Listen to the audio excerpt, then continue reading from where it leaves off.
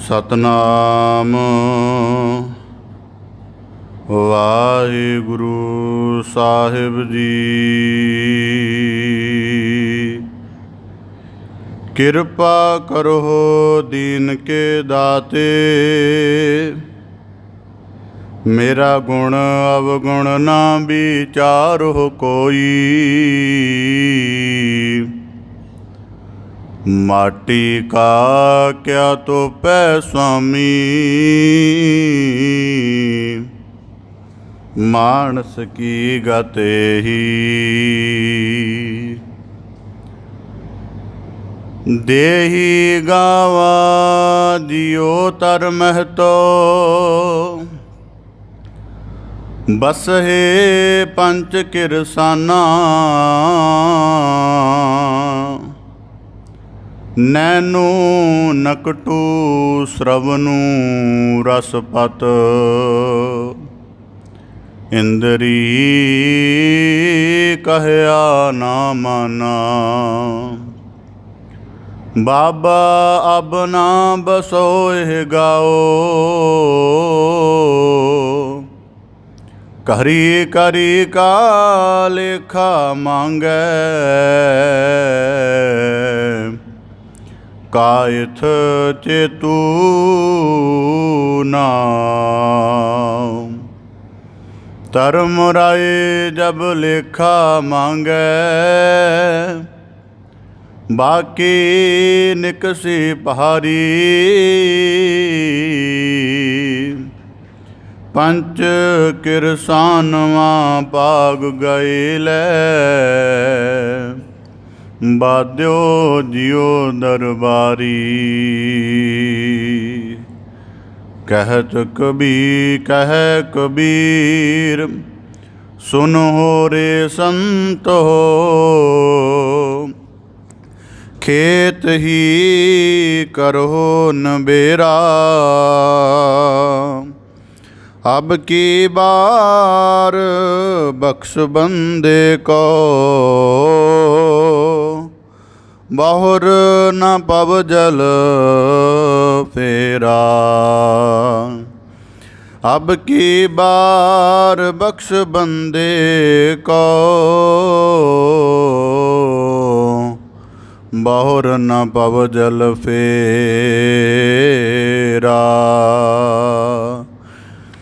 जेता दियो पिंड सब तेरा,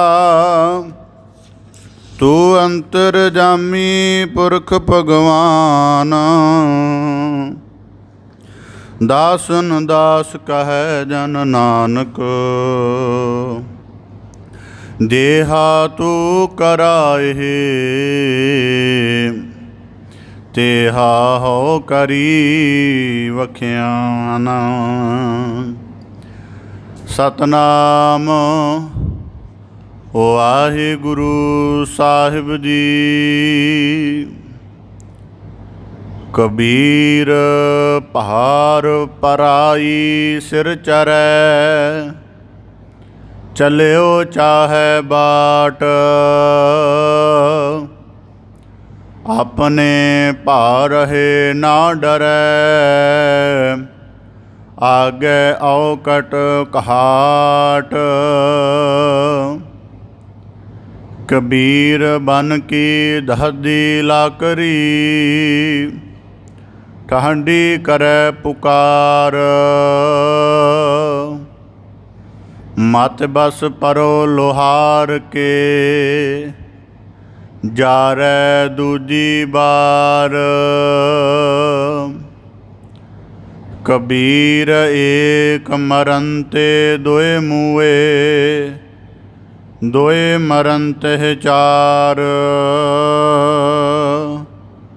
चार मरनते शह मुए, चार पुरख दोए नार।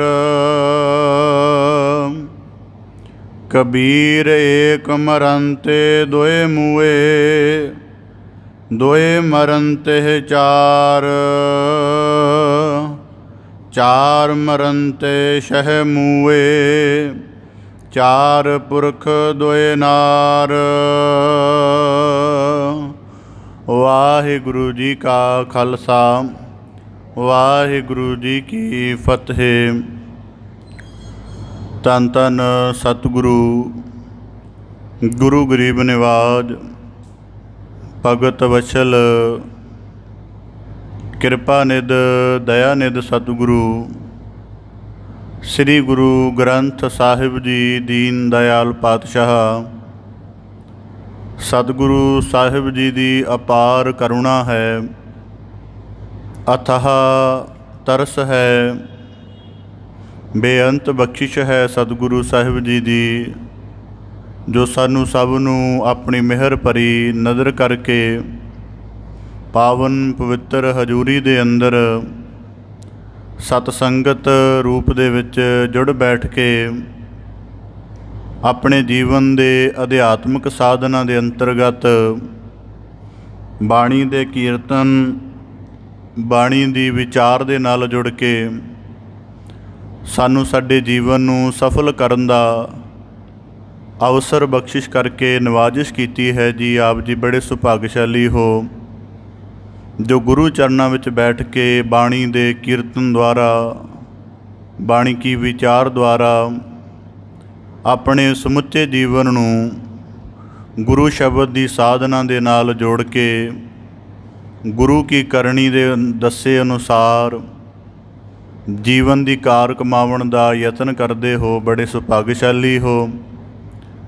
ਸਤਿਗੁਰੂ ਕੀ ਕਿਰਪਾ ਸਦਕਾ ਆਪ ਜੀ ਭਗਤ ਸਿਰਮੌਰ ਭਗਤ ਕਬੀਰ ਸਾਹਿਬ ਜੀ ਦੇ ਲੜੀਵਾਰ ਸ਼ਲੋਕਾਂ ਦੀ ਵਿਆਖਿਆ ਸ਼ਰਵਣ ਕਰਕੇ ਗੁਰੂ ਬਖਸ਼ਿਸ਼ ਦੇ ਪਾਤਰ ਬਣਨ ਦਾ ਯਤਨ ਕਰ ਰਹੇ ਸੀ। ਪਾਵਨ ਬਾਣੀ ਦੀ ਲੜੀਵਾਰ ਵਿਚਾਰ ਦੇ ਨਾਲ ਜੁੜਨ ਦਾ ਯਤਨ ਕਰੀਏ ਜੀ। ਵਿਚਾਰ ਪ੍ਰਾਰੰਭ ਕਰਨ ਤੋਂ ਪਹਿਲਾਂ ਬੜੇ ਅਦਬ ਸਹਿਤ ਉਚਾਰਨ ਕਰੋ ਜੀ। ਸਤਨਾਮ ਸ੍ਰੀ ਵਾਹਿਗੁਰੂ ਸਾਹਿਬ ਜੀ।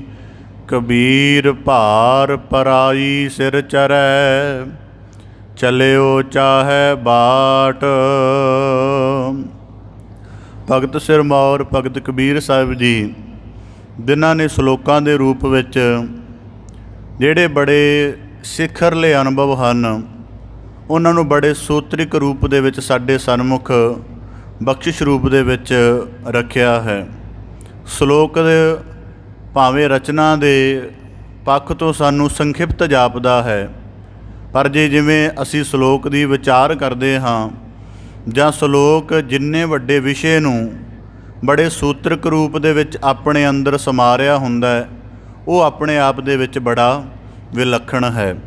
ਸ਼ਲੋਕ ਨੂੰ ਇਉਂ ਕਹਿ ਸਕਦੇ ਹਾਂ ਕਿ ਜਿਵੇਂ ਇੱਕ ਬੀਜ ਹੁੰਦਾ ਹੈ, ਜਦੋਂ ਤੱਕ ਬੀਜ ਹੈ ਉਹਦੀ ਹਸਤੀ ਛੋਟੀ ਜਿਹੀ ਹੈ, ਬੜੀ ਅਲਪ ਜਿਹੀ ਹੈ, ਪਰ ਜਦੋਂ ਉਹਨੂੰ ਬੋਹ ਦੇਵਾਂਗੇ, ਬੀਜ ਦੇਵਾਂਗੇ, ਉਹਦਾ ਵਿਸਥਾਰ ਹੋਏਗਾ ਅਤੇ ਉਹ ਕਬੋੜ ਵਰਗਾ ਬ੍ਰਿਛ ਦਾ ਰੂਪ ਵੀ ਧਾਰਨ ਕਰ ਸਕਦਾ। ਇਸੇ ਪ੍ਰਕਾਰ ਭਗਤ ਕਬੀਰ ਸਾਹਿਬ ਜੀ ਨੇ ਸ਼ਲੋਕਾਂ ਦੁਆਰਾ ਤਮਾਮ ਜਿਤਨੇ ਅਧਿਆਤਮ ਦੇ ਪੱਖ ਹਨ, ਜਿਹੜੇ ਪੱਖਾਂ ਦੀ ਗਿਆਨਾਤਮਕ ਰੌਸ਼ਨੀ ਦੇ ਨਾਲ ਜਗਿਆਸੂ ਦੇ ਜੀਵਨ ਦੇ ਵਿੱਚ ਉਹਦੀ ਸਾਧਨਾ ਅਰਥਪੂਰਨ ਹੋ ਜਾਂਦੀ ਹੈ, ਉਹ ਤਮਾਮ ਉਪਦੇਸ਼ ਭਗਤ ਕਬੀਰ ਸਾਹਿਬ ਜੀ ਨੇ ਸਾਨੂੰ ਬਖਸ਼ਿਸ਼ ਕੀਤੇ ਹਨ। ਲੜੀਵਾਰ ਸ਼ਲੋਕਾਂ ਦੇ ਅੰਤਰਗਤ ਪਿਛਲੇ ਸ਼ਲੋਕਾਂ ਵਿੱਚ ਬਖਸ਼ਿਸ਼ ਕੀਤੀ ਸੀ ਕਿ ਮਨ ਜਦੋਂ ਵਿਕਾਰਾਂ ਸਹਿਤ ਹੋ ਜਾਂਦਾ ਹੈ, ਫਿਰ ਇਹ ਚੰਗੀ ਮਨ ਦੀ ਸੰਗਤ ਦੇ ਵਿੱਚ ਬੈਠਦਾ ਹੈ, ਉੱਥੋਂ ਜਿਵੇਂ ਦੇ ਫਲ ਪ੍ਰਾਪਤ ਕਰਦਾ ਹੈ, ਕੌੜੇ ਜਾਂ ਮਿੱਠੇ, ਫਿਰ ਉਹਦੇ ਅਨੁਸਾਰ ਇਹਦੇ ਜੀਵਨ ਦੀ ਸਮੁੱਚੀ ਤੋਰ ਬਣ ਜਾਂਦੀ ਹੈ। ਇਸ ਕਰਕੇ ਆਪਣੇ ਜੀਵਨ ਨੂੰ ਸੁਚੱਜਾ ਬਣਾਉਣ ਦੇ ਲਈ ਮਨ ਰੂਪ ਪੰਖੀ ਦੀ ਬੜੀ ਸੂਝ ਹੋਣੀ ਜ਼ਰੂਰੀ ਹੈ ਕਿ ਪੰਖੀ ਦੇ ਉੱਡਣ ਦਾ ਢੰਗ ਕੀ ਹੈ ਅਤੇ ਉੱਡ ਕੇ ਕਿਸ ਰੁੱਖ 'ਤੇ ਬੈਠਦਾ, ਭਾਵ ਕਿ ਮਨ ਦੀ ਸਾਧਨਾ ਦਾ ਸੂਤਰ ਪੰਖੀ ਦੀ ਉਦਾਹਰਣ ਦੇ ਨਾਲ ਸਾਨੂੰ ਭਗਤ ਕਬੀਰ ਸਾਹਿਬ ਜੀ ਨੇ ਸਮਝਾਇਆ ਸੀ। ਇਸੇ ਪ੍ਰਕਾਰ ਰੱਬੀ ਖੋਜ ਦੇ ਵਿੱਚ ਪਿਆ ਹੋਇਆ ਜੀਵ ਜਦੋਂ ਉਹ ਸਿਖਰਲੇ ਮੁਕਾਮ 'ਤੇ ਪੁੱਜਦਾ ਹੈ ਅਤੇ ਉਹਨੂੰ ਜਿਹੜੀ ਵਸਤ ਦੀ, ਜਿਸ ਪਰਮ ਤੱਤ ਦੀ ਉਹ ਤਲਾਸ਼ ਕਰ ਰਿਹਾ ਹੁੰਦਾ ਹੈ, ਜਦੋਂ ਉਹਨੂੰ ਹਿਰਦੇ ਘਰ ਵਿੱਚ ਨਜ਼ਰ ਆਉਂਦਾ ਹੈ ਤਾਂ ਫਿਰ ਉਹ ਬੜਾ ਵਿਸਮਾਦਿਤ ਹੁੰਦਾ ਹੈ। ਇਸੇ ਪ੍ਰਕਾਰ ਜਿਹੜਾ ਕੁਸੰਗ ਹੈ ਉਹ ਮਨੁੱਖ ਨੂੰ ਜੀਵਨ ਦੀ ਹਰੇਕ ਗਿਰਾਵਟ, ਹਰੇਕ ਨਿਵਾਣ ਛੋਹਣ 'ਤੇ ਮਜਬੂਰ ਕਰ ਦਿੰਦਾ। ਇਸ ਕਰਕੇ ਭਗਤ ਕਬੀਰ ਸਾਹਿਬ ਜੀ ਕਹਿੰਦੇ ਕਿ ਜੀਵਨ ਦੇ ਵਿੱਚ ਅਗਰ ਜੀਵਨ ਨੂੰ ਸ਼ੁਭ ਗੁਣਾ ਸਹਿਤ ਸਦਗੁਣਾ ਸਹਿਤ ਧਰਮ ਦੀ ਕਰਨੀ ਦੇ ਅਨੁਸਾਰ ਉਚੇਰੇ ਰੂਪ ਵੱਲ ਜਾਣਾ ਹੈ। ਤੇ ਜੀਵਨ ਦੇ ਵਿੱਚ ਜਿੱਥੇ ਉਚੇਰੇ ਰੂਪ ਵੱਲ ਜਾਣ ਦਾ ਉਤਸ਼ਾਹ, ਪ੍ਰੇਰਣਾ, ਯਤਨ ਧਾਰਨ ਕਰਨਾ ਹੈ, ਉੱਥੇ ਆਪਣੇ ਬੁੱਧੀ ਦੇ ਇੱਕ ਚੇਤਨ ਹਿੱਸੇ ਦੇ ਵਿੱਚ ਇਹ ਵੀ ਗੱਲ ਦ੍ਰਿੜ ਰੱਖਣੀ ਹੈ ਕਿ ਕੁਸੰਗ ਦੀ ਮਾਰ ਤੋਂ, ਕੁਸੰਗ ਦੇ ਪ੍ਰਭਾਵ ਤੋਂ ਸਦਾ ਹੀ ਆਪਣੇ ਆਪ ਨੂੰ ਇੱਕ ਦੂਰੀ 'ਤੇ ਰੱਖਣਾ। ਇਸ ਪ੍ਰਕਾਰ ਭਗਤ ਕਬੀਰ ਸਾਹਿਬ ਜੀ ਬਖਸ਼ਿਸ਼ ਕਰਦੇ ਹਨ। ਕਬੀਰ ਭਾਰ ਪਰਾਈ ਸਿਰ ਚਰੈ, ਚੱਲਿਓ ਚਾਹੇ ਬਾਠ। ਦੁਨੀਆ ਦੇ ਵਿੱਚ ਜਿਤਨੇ ਵੀ ਮਨੁੱਖ ਅਸੀਂ ਇੱਕ ਦੂਜੇ ਦੇ ਸੰਪਰਕ ਵਿੱਚ ਵਿਵਹਾਰ ਕਰਕੇ ਆਉਂਦੇ ਹਾਂ, ਜਦੋਂ ਜੋ ਕੋਈ ਬੰਦਾ ਆਪਣੇ ਜੀਵਨ ਨੂੰ ਜਿਉਣ ਦੇ ਅਨੁਸਾਰ ਅਨੁਕੂਲ ਹੋ ਜਾਂਦਾ ਹੈ, ਸਮਰੱਥ ਹੋ ਜਾਂਦਾ ਹੈ, ਉਸ ਤੋਂ ਬਾਅਦ ਉਹ ਆਪਣੇ ਇੱਕ ਜੀਵਨ ਦੀ ਨਿੱਜੀ ਤੋਰ ਸ਼ੁਰੂ ਕਰ ਦਿੰਦਾ ਹੈ। ਅਤੇ ਇਸ ਕਰਕੇ ਫਿਰ ਇਨਸਾਨ ਇੱਕ ਦੂਜੇ ਦੀ ਸਮਰੱਥਾ, ਜ਼ਿੰਮੇਵਾਰੀ, ਉਹਦਾ ਭਾਰ ਨਹੀਂ ਕਬੂਲਦੇ। ਜਿਵੇਂ ਅਸੀਂ ਕਿਸੇ ਮਾਰਗ 'ਤੇ ਕਿਸੇ ਸਫ਼ਰ ਵਿੱਚ ਚਲੇ ਜਾ ਰਹੇ ਹੋਈਏ, ਸਾਡੇ ਕੋਲ ਆਪਣਾ ਹੀ ਬਹੁਤ ਸਾਰਾ ਸਮਾਨ ਹੋਵੇ ਅਤੇ ਕੋਈ ਰਸਤੇ ਦੇ ਵਿੱਚ ਭਾਵੇਂ ਸਾਡਾ ਕਿੰਨਾ ਵੀ ਹੇਤੂ ਹੋਵੇ ਜਾਂ ਕਿਸੇ ਪ੍ਰਕਾਰ ਕਿਉਂ ਨਾ ਨਿਕਟ ਵਰਤੀ ਹੋਵੇ, ਉਹਦਾ ਭਾਰ ਅਗਰ ਸਾਨੂੰ ਉਠਾਉਣਾ ਪਏ ਜਾਂ ਉਹ ਉਠਾਉਣ ਦੇ ਲਈ ਕਹੇ ਤਾਂ ਯਕੀਨਨ ਹੈ ਸਾਡੇ ਅੰਦਰ ਰੋਸ ਪੈਦਾ ਹੋਏਗਾ। ਅਸੀਂ ਉਹਦੀ ਗੱਲ ਦੇ ਨਾਲ ਨਹੀਂ ਸਹਿਮਤ ਹੋਵਾਂਗੇ। ਕਿਉਂ? ਕਿਉਂਕਿ ਸਾਡੇ ਕੋਲ ਇੱਕ ਗੱਲ ਪਈ ਹੋਈ ਹੈ, ਇੱਕ ਨੁਕਤਾ ਹੈ ਕਿ ਭਾਈ ਮੇਰੇ ਕੋਲ ਤਾਂ ਆਪਣਾ ਹੀ ਬਹੁਤ ਹੈ ਭਾਰ, ਮੈਂ ਇਹਨੂੰ ਉਠਾ ਕੇ ਆਪਣੀ ਮੰਜ਼ਿਲ ਤੱਕ ਪਹੁੰਚ ਜਾਂ, ਮੇਰੀ ਇਹਦੇ ਵਿੱਚ ਹੀ ਸਫਲਤਾ ਹੈ, ਮੈਂ ਤੇਰਾ ਭਾਰ ਕਿੱਥੋਂ ਉਠਾ ਸਕਾਂਗਾ। ਇਹ ਦੁਨਿਆਵੀ ਤੌਰ 'ਤੇ ਅਸੀਂ ਸਾਰੇ ਇੰਜ ਕਰਦੇ ਹਾਂ। ਭਗਤ ਕਬੀਰ ਸਾਹਿਬ ਜੀ ਨੇ ਬੜੇ ਕਮਾਲ ਦੇ ਸਾਨੂੰ ਸੂਤਰ ਸਮਝਾਇਆ ਹੈ। ਕਬੀਰ ਭਾਰ ਪਰਾਈ ਸਿਰ ਚਰੈ।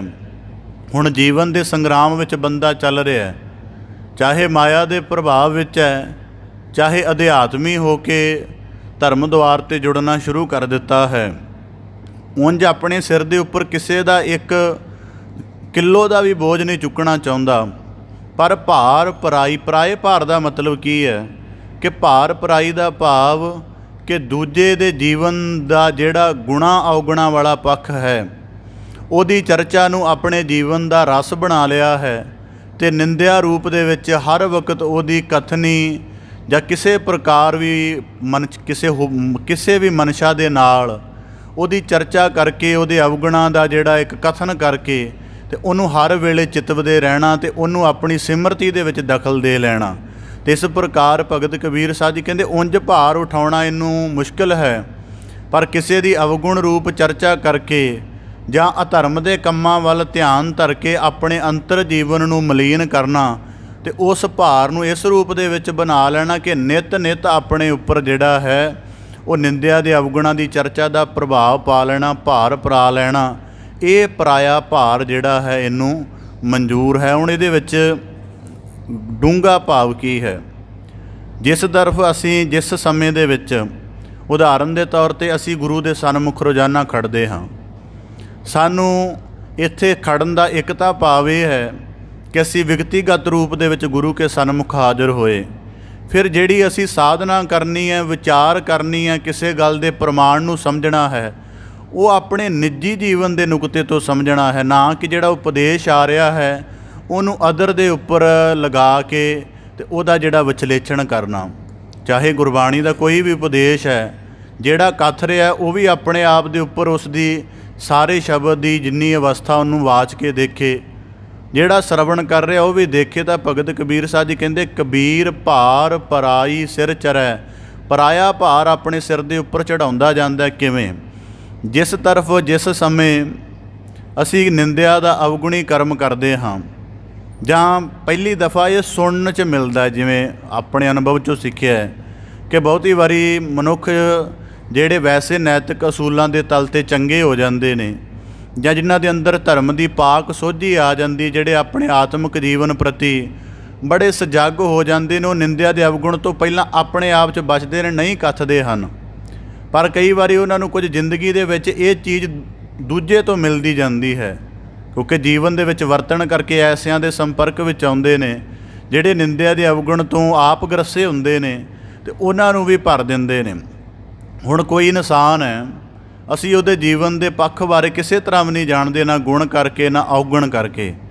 ਹੁਣ ਜਦੋਂ ਕਿਸੇ ਪਾਸੋਂ ਉਹਦੇ ਨਿੰਦਤਾਈ ਦੇ ਭਾਵ ਸੁਣ ਲਏ, ਉਹਦੇ ਅਵਗੁਣਾਂ ਦੀ ਚਰਚਾ ਸੁਣ ਲਈ, ਤਾਂ ਉਹਦੀ ਚਰਚਾ ਜੇ ਸਿਮਰਤੀ ਰੂਪ ਵਿੱਚ ਸਾਡੀ ਯਾਦਾਸ਼ਤ ਦੇ ਅੰਦਰ ਜੁੜ ਗਈ ਤਾਂ ਫਿਰ ਅਸੀਂ ਉਸ ਇਨਸਾਨ ਨੂੰ ਇੱਕ ਨਿਰਪੱਖ ਜਾਂ ਦਵੈਤ ਦੇ ਨਜ਼ਰੀਏ ਤੋਂ ਮੁਕਤ ਹੋ ਕੇ ਦੇਖਣ ਦੀ ਬਜਾਏ ਉਹਦੇ ਅਵਗੁਣਾਂ ਵਾਲੀ ਦ੍ਰਿਸ਼ਟੀ ਦੇ ਸਨਮੁਖ ਰੱਖ ਕੇ ਉਹਨੂੰ ਦੇਖਾਂਗੇ। ਇਉਂ ਨਿੰਦਿਆਂ ਦੇ ਅਵਗੁਣ ਦਾ ਜਿਹੜੀ ਚਰਚਾ ਹੈ ਉਹ ਹੌਲੀ ਹੌਲੀ ਬੰਦੇ ਦੀ ਸੁਰਤ ਨੂੰ, ਉਹਦੇ ਚਿੱਤ ਨੂੰ ਮਲੀਨ ਕਰ ਦਿੰਦੀ ਹੈ ਅਤੇ ਮਨੁੱਖ ਜਿਨ੍ਹਾਂ ਅਵਗੁਣਾਂ ਦੀ ਚਰਚਾ ਕਰਦਾ ਫਿਰ ਉਸੇ ਹਿਸਾਬ ਦੇ ਨਾਲ ਉਹ ਜਗਤ ਵਿੱਚ ਵਰਤੋਂ ਵਿਵਹਾਰ ਕਰਨ ਲੱਗ ਪੈਂਦਾ। ਤਾਂ ਭਗਤ ਕਬੀਰ ਸਾਹਿਬ ਜੀ ਕਹਿੰਦੇ, ਕਬੀਰ ਭਾਰ ਪਰਾਈ ਸਿਰ ਚਰੈ।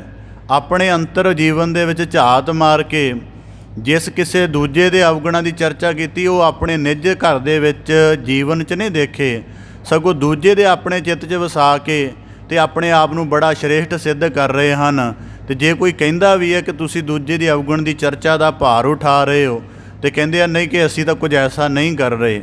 ਇਸੇ ਕਰਕੇ ਗੁਰਬਾਣੀ 'ਚ ਇੱਕ ਵਾਕ ਆਉਂਦਾ ਹੈ, ਨਿੰਦਾ ਕਰ ਕਰ ਬਹੁ ਭਾਰ ਉਠਾਵੈ ਬਿਨ ਮਜੂਰੀ ਭਾਰ ਪਹੁੰਚਾਵਣਿਆ। ਉਂਝ ਦੁਨੀਆ ਦੇ ਵਿੱਚ ਕੋਈ ਵੀ ਬੰਦਾ ਫਰੀ ਦੇ ਵਿੱਚ ਕਿਸੇ ਦਾ ਭਾਰ ਨਹੀਂ ਉਠਾਉਂਦਾ, ਪਰ ਭਗਤ ਕਬੀਰ ਸਾਹਿਬ ਜੀ ਕਹਿੰਦੇ ਕਮਾਲ ਦੇਖੋ ਕਿ ਜੇ ਉਂਝ ਇਨਸਾਨ ਨਹੀਂ ਉਠਾਉਂਦਾ ਪਰ ਨਿੰਦਤਾਈ ਦੇ ਤਲ 'ਤੇ ਪਤਾ ਨਹੀਂ ਸਾਰੇ ਹੀ ਨਗਰ ਦੇ ਅਵਗੁਣ ਪਤਾ ਨਹੀਂ ਕੋਈ ਬੰਦੇ ਨੂੰ, ਅਤੇ ਸਾਰੇ ਦੇ ਅਵਗੁਣ ਹੋਣ ਦਾ ਮਤਲਬ ਹੁਣ ਕੀ ਕਵੇ ਇਹਦੇ ਵਿੱਚ ਬੰਦਾ ਕਿ ਸਾਨੂੰ ਕਿਸੇ ਦੇ ਅਵਗੁਣਾਂ ਦਾ ਖਿਆਲ ਨਹੀਂ ਹੋਣਾ ਚਾਹੀਦਾ ਜਾਂ ਉਹਦਾ ਪਤਾ ਨਹੀਂ ਹੋਣਾ ਚਾਹੀਦਾ। ਇਹਦੇ ਵਿੱਚ ਦੋ ਪੱਖ ਹੋ ਸਕਦੇ ਨੇ। ਕਿਸੇ ਦੇ ਅਵਗੁਣ ਬਾਰੇ ਪਤਾ ਹੋਣ ਦੇ ਦੋ ਹੀ ਕਾਰਨ ਹੋ ਸਕਦੇ ਨੇ, ਜਾਂ ਤਾਂ ਆਪ ਪਤਾ ਕਰਨ ਦਾ ਯਤਨ ਕੀਤਾ ਹੈ ਕਿਉਂਕਿ ਉਹਦੇ ਨਾਲ ਦਵੈਸ਼ ਪੈਦਾ ਹੋ ਗਿਆ, ਜਿਹਦੇ ਨਾਲ ਦਵੈਸ਼ ਪੈਦਾ ਹੋ ਜਾਵੇ ਬੰਦਾ ਫਿਰ ਉਹਦਾ ਅਵਗੁਣ ਲੱਭਦਾ ਕਿ ਉਹਦਾ ਅਵਗੁਣ ਲੱਭ ਜਾਏ ਕਿਉਂਕਿ ਮੈਂ ਆਪਣੇ ਦਵੈਸ਼ ਨੂੰ ਖੁਰਾਕ ਜੋ ਦੇਣੀ ਹੈ।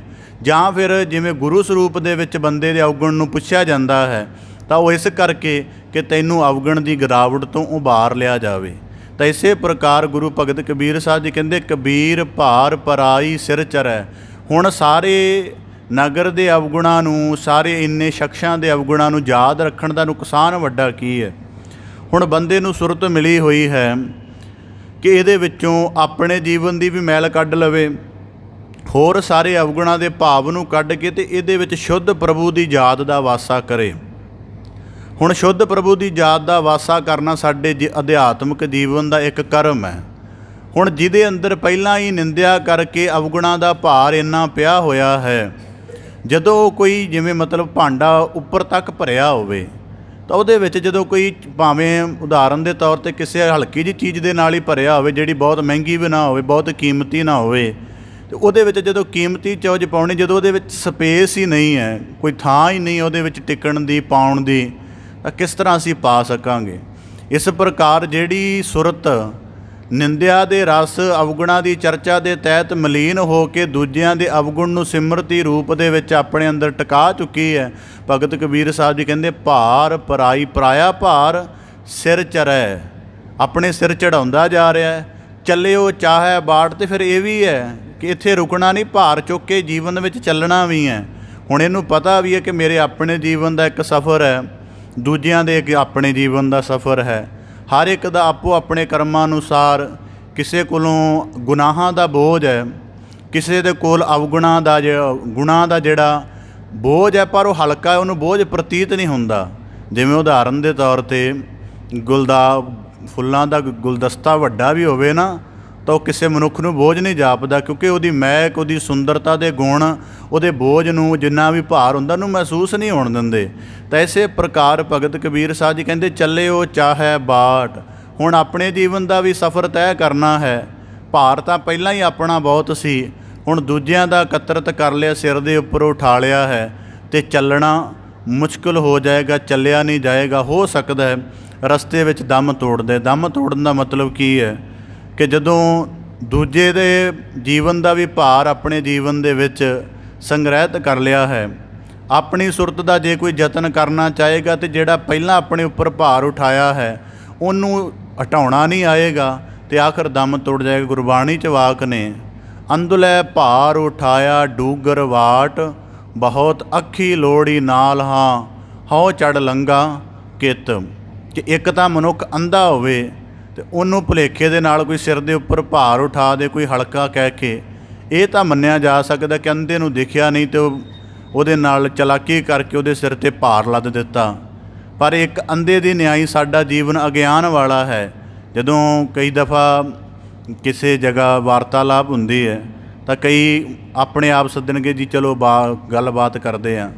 ਤਾਂ ਜਦੋਂ ਮਨੁੱਖ ਨੂੰ ਇਹ ਵਾਕ ਸੁਣਨ ਨੂੰ ਮਿਲਦਾ ਤੇ ਜਿਹੜਾ ਸਤਸੰਗੀ ਹੈ, ਦੂਜਿਆਂ ਦੀ ਮੈਂ ਗੱਲ ਨਹੀਂ ਕਰਦਾ, ਜਿਹੜਾ ਸਤਸੰਗੀ ਹੈ, ਜਿਹੜਾ ਰੋਜ਼ਾਨਾ ਗੁਰੂ ਸ਼ਬਦ ਦੇ ਨਾਲ ਆਪਣੀ ਸੁਰਤ ਜੋੜਨ ਵਾਲਾ ਹੈ, ਉਹਨੂੰ ਇਹ ਵਾਕ ਸੁਣਦਿਆਂ ਪੂਰਨ ਸਜਗ ਹੋਣਾ ਚਾਹੀਦਾ ਹੈ ਕਿ ਜਿਹੜੀ ਗੱਲਬਾਤ ਹੋਣੀ ਹੈ ਉਹਦਾ ਵਿਸ਼ਾ ਮੇਰੇ ਜੀਵਨ ਨੂੰ ਉਭਾਰਨ ਵਾਲਾ ਰਹੇਗਾ ਕਿ ਜਾਂ ਮੇਰੇ ਜੀਵਨ ਨੂੰ ਜਿਹੜਾ ਮੈਂ ਕੁਝ ਨਹੀਂ ਚਿਤਵਰਿਆ ਉਹਦੇ ਨਾਲ ਭਰ ਦੇਵੇਗਾ। ਉਂਝ ਮੈਂ ਕਿਸੇ ਦੇ ਗੁਣ ਅਵਗੁਣਾਂ ਤੋਂ ਵਾਕਫ ਨਹੀਂ ਹਾਂ, ਪਰ ਕੀ ਜਿਹੜੀ ਇਹਦੇ ਨਾਲ ਗੱਲਬਾਤ ਕਰਨ ਲੱਗਾ ਇਹ ਨਾ ਹੋਵੇ ਕਿ ਕਿਸੇ ਦੂਜੇ ਦੇ ਅਵਗੁਣਾਂ ਦੀ ਚਰਚਾ ਉਹ ਮੇਰੇ ਅੰਦਰ ਭਰ ਦੇ ਅਤੇ ਮੇਰਾ ਜਿਹੜਾ ਦਵੈਸ਼ ਹੈ, ਦਵੈਤ ਦੀ ਭਾਵਨਾ ਹੈ, ਉਹ ਹੋਰ ਜ਼ਿਆਦਾ ਅੱਗੇ ਚਲੀ ਜਾਵੇ।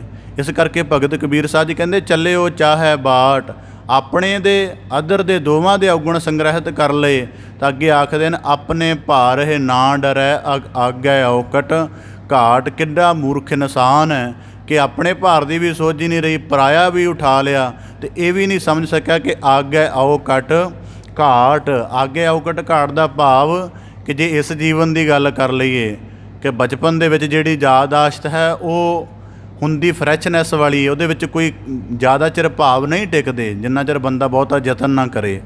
ਫਿਰ ਜੋਬਨ ਅਵਸਥਾ ਵਿੱਚ ਟਿਕਦੇ ਨੇ, ਗ੍ਰਸਥ ਵਿੱਚ ਬੜੇ ਪੀੜੇ ਹੋ ਜਾਂਦੇ ਹਨ। ਅਤੇ ਜੇ ਇੱਥੋਂ ਤੱਕ ਬੰਦਾ ਆ ਕੇ ਆਪਣੇ ਉਹਨਾਂ ਨੂੰ ਕਲੀਨ ਆਊਟ ਕਰ ਲਵੇ ਠੀਕ ਹੈ, ਨਹੀਂ ਤਾਂ ਜੇ ਬੁਢਾਪੇ ਦੀ ਅਵਸਥਾ ਤੱਕ ਅਵਗੁਣਾਂ ਦੀ ਸਿਮਰਤੀ ਚਲੀ ਗਈ ਤਾਂ ਇਹ ਮਨੁੱਖ ਦੀ ਸੁਰਤ ਨੂੰ ਇੰਨਾ ਮਲੀਨ ਰੱਖੇਗੀ ਕਿ ਉਹ ਭਾਵੇਂ ਜੀਵਨ ਦੇ ਕਿਸੇ ਹਿੱਸੇ ਵਿੱਚੋਂ ਆਪਣੀ ਇਸ ਮੈਲ ਨੂੰ ਕੱਢਣ ਦਾ ਯਤਨ ਕਰੇ, ਨਹੀਂ ਕਰ ਸਕੇਗਾ।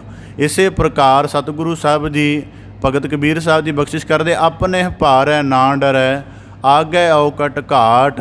ਇਸ ਕਰਕੇ ਤਾਂ ਕਰਕੇ ਗੁਰਬਾਣੀ ਦੇ ਵਿੱਚ ਸਾਨੂੰ ਐਸੇ ਵਾਕ ਵੀ ਪ੍ਰਾਪਤ ਹੁੰਦੇ ਹਨ ਕਿ ਪ੍ਰਾਣੀ ਆਪਣੇ ਸਲਫ ਦੇ ਉੱਪਰ, ਆਪਣੇ ਨਿੱਜ ਦੇ ਉੱਪਰ ਧਿਆਨ ਰੱਖ ਕਿ ਤੇਰਾ ਨਿੱਜ ਕੈਸਾ ਹੈ। ਹੁਣ ਅਸੀਂ ਨਾ ਭਾਈ ਗੁਰਦਾਸ ਸਾਹਿਬ ਜੀ ਦੀਆਂ ਵਾਰਾਂ ਪੜ੍ਹਦੇ ਹਾਂ, ਉਹਨਾਂ ਦੀ ਵਾਰ ਦੀ ਇੱਕ ਪੌੜੀ ਦੇ ਵਿੱਚ ਉਹਨਾਂ ਨੇ ਸਤਿਗੁਰੂ ਦੇ ਸਾਹਮਣੇ ਸਾਨੂੰ ਖਿਮਾ ਮੰਗਣ ਦੀ ਜਾਚ ਆ ਜਾਏ ਇਹ ਗੱਲ ਦ੍ਰਿੜ ਕਰਾਉਣ ਦੇ ਲਈ ਬੰਦੇ ਨੂੰ 20 ਅਵਗੁਣਾਂ ਦੀ ਗਿਣਤੀ ਕਰਾਈ ਹੈ। ਉਹ ਪੌੜੀ ਦੇ ਉੱਪਰ ਨਾਂ ਵੀ 20 ਗਿਣਤੀ ਲਿਖਿਆ ਹੋਇਆ। ਉਹਦੇ ਵਿੱਚ ਉਹ ਆਖਦੇ ਹਨ ਕਿ ਹਉ ਅਪਰਾਧੀ ਗੁਨਾਹਗਾਰ ਹਉ ਬੇਮੁਖ ਮੰਦਾ। ਹੁਣ ਉਦਾਹਰਨ ਦੇ ਤੌਰ 'ਤੇ ਕਦੇ ਮਤਲਬ ਜੇ ਬੰਦਾ ਇਮਾਨਦਾਰ ਹੋਵੇ ਤਾਂ ਆਪਣੇ ਆਤਮਿਕ ਜੀਵਨ ਪ੍ਰਤੀ, ਜਦੋਂ ਕਿਸੇ ਨੂੰ ਅਸੀਂ ਅਪਰਾਧੀ ਆਖ ਰਹੇ ਹੁੰਦੇ ਹਾਂ ਜਾਂ ਅਪਰਾਧੀ ਹੋਣ ਦੀ ਉਹਦੀ ਚਰਚਾ ਸੁਣ ਰਹੇ ਹੁੰਦੇ ਹਾਂ, ਅਤੇ ਜਿਹੜਾ ਮਨੁੱਖ ਜਾਗਿਆ ਹੋਇਆ ਹੈ ਉਹ ਆਪਣੇ ਉਹਦੀ ਚਰਚਾ ਸੁਣਦੇ ਆਪਣੇ ਅੰਤਰ ਜੀਵਨ 'ਚ ਝਾਤ ਮਾਰੇਗਾ ਕਿ ਅੱਜ ਇਹ ਅਪਰਾਧੀ ਇਵੇਂ ਦਾ ਹੋਇਆ ਹੈ, ਇਹਦੀ ਇੰਨੀ ਚਰਚਾ ਹੋ ਰਹੀ ਹੈ, ਅਤੇ ਜਿਹੜਾ ਕੋਈ ਅਪਰਾਧ ਮੇਰੇ ਅੰਦਰ ਖਿਆਲ ਰੂਪ ਦੇ ਵਿੱਚ ਚੱਲਦਾ, ਜਿੱਦਣ ਕਿਤੇ ਉਹ ਮੇਰਾ ਕਰਮ ਬਣ ਗਿਆ ਤਾਂ ਸ਼ਾਇਦ ਮੇਰੀ ਵੀ ਚਰਚਾ ਐਵੇਂ ਆਏਗੀ। ਭਗਤ ਫਰੀਦ ਸਾਹਿਬ ਜੀ ਦਾ ਨਾ ਸ਼ਲੋਕ ਹੈ, ਬਾਬਾ ਫਰੀਦ ਸਾਹਿਬ ਜੀ ਬਖਸ਼ਿਸ਼ ਕਰਦੇ ਹਨ ਕਿ ਇਹ ਨਿਰਦੋਸ਼ਾਂ ਮਾਰੀਏ ਹਮ ਦੋਸ਼ਾਂ ਦਾ ਕਿਆ ਹਾਲ, ਕਿ ਆਹ ਤਾਂ ਵਿਚਾਰੇ ਨਿਰਦੋਸ਼।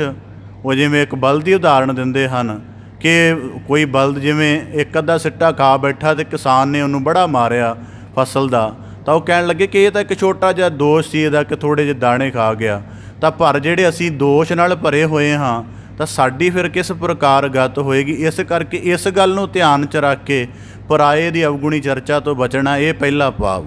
ਦੂਜਾ ਭਾਵ ਆਪਦੇ ਸਨਮੁਖ ਅਰਜ ਕਰਾਂ ਕਬੀਰ ਭਾਰ ਪਰਾਈ ਸਿਰ ਚਰੈ ਚੱਲਿਓ ਚਾਹੇ ਬਾਟ।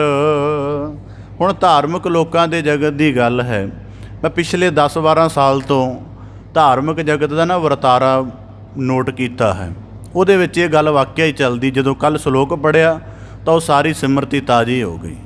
ਅਜੋਕੇ ਸਮੇਂ ਦੇ ਵਿੱਚ ਕੋਈ ਵੀ ਪੰਥ ਹੈ, ਸਿੱਖ ਮਤ ਹੈ, ਇਸਲਾਮ ਹੈ, ਹਿੰਦੂ ਮਤ ਹੈ, ਕੋਈ ਵੀ ਮਤ ਹੈ, ਉਹਦੇ ਵਿੱਚ ਕੀ ਹੈ ਕਿ ਜਿਹੜੇ ਉਸ ਵਰਗ ਦੇ ਧਾਰਮਿਕ ਲੋਕ ਨੇ ਜਿਹੜੇ ਕਥਨੀ ਦਾ ਜਾਂ ਉਹਦੇ ਧਰਮ ਸਿਧਾਂਤਾਂ ਦੀ ਚਰਚਾ ਦਾ ਕਾਰਜ ਕਰਦੇ ਨੇ, ਇੱਕ ਸਮੇਂ 'ਤੇ ਆ ਕੇ ਆਪਣੇ ਜੀਵਨ ਨੂੰ ਅਜੇ ਉਹਨਾਂ ਨੇ ਬੰਦਗੀ ਦੇ ਨਾਲ, ਗਿਆਨ ਦੀ ਵਿਚਾਰ ਦੇ ਨਾਲ, ਸਚਿਆਰ ਜੀਵਨ ਦੇ ਨਾਲ ਜੋੜ ਕੇ ਉਭਾਰਿਆ ਨਹੀਂ ਹੈ।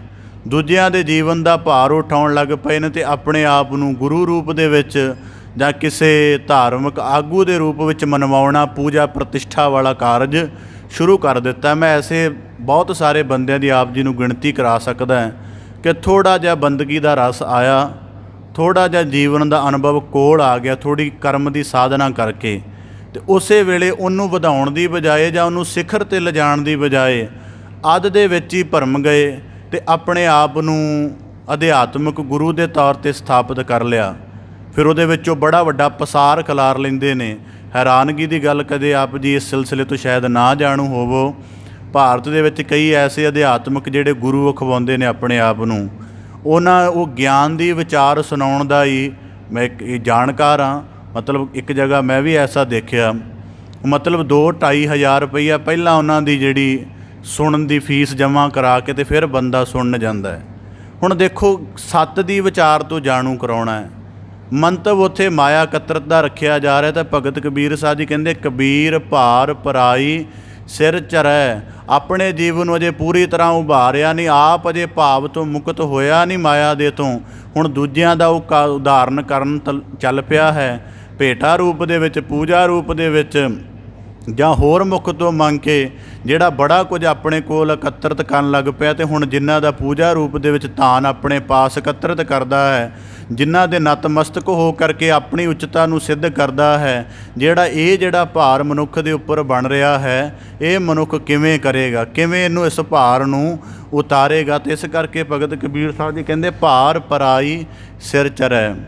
ਬਾਣੀ ਦੇ ਵਿੱਚ ਵਾਕ ਆਉਂਦੇ ਹਨ, ਕੁੱਲ੍ਹਾਂ ਦੇਂਦੇ ਬਾਵਲੇ ਲੈਂਦੇ ਵੱਡੇ ਨਲੱਜ, ਚੂਹਾ ਖੱਡ ਨਾ ਮਾਵਈ ਤਿੱਕਲ ਬੰਨੈ ਛੱਜ।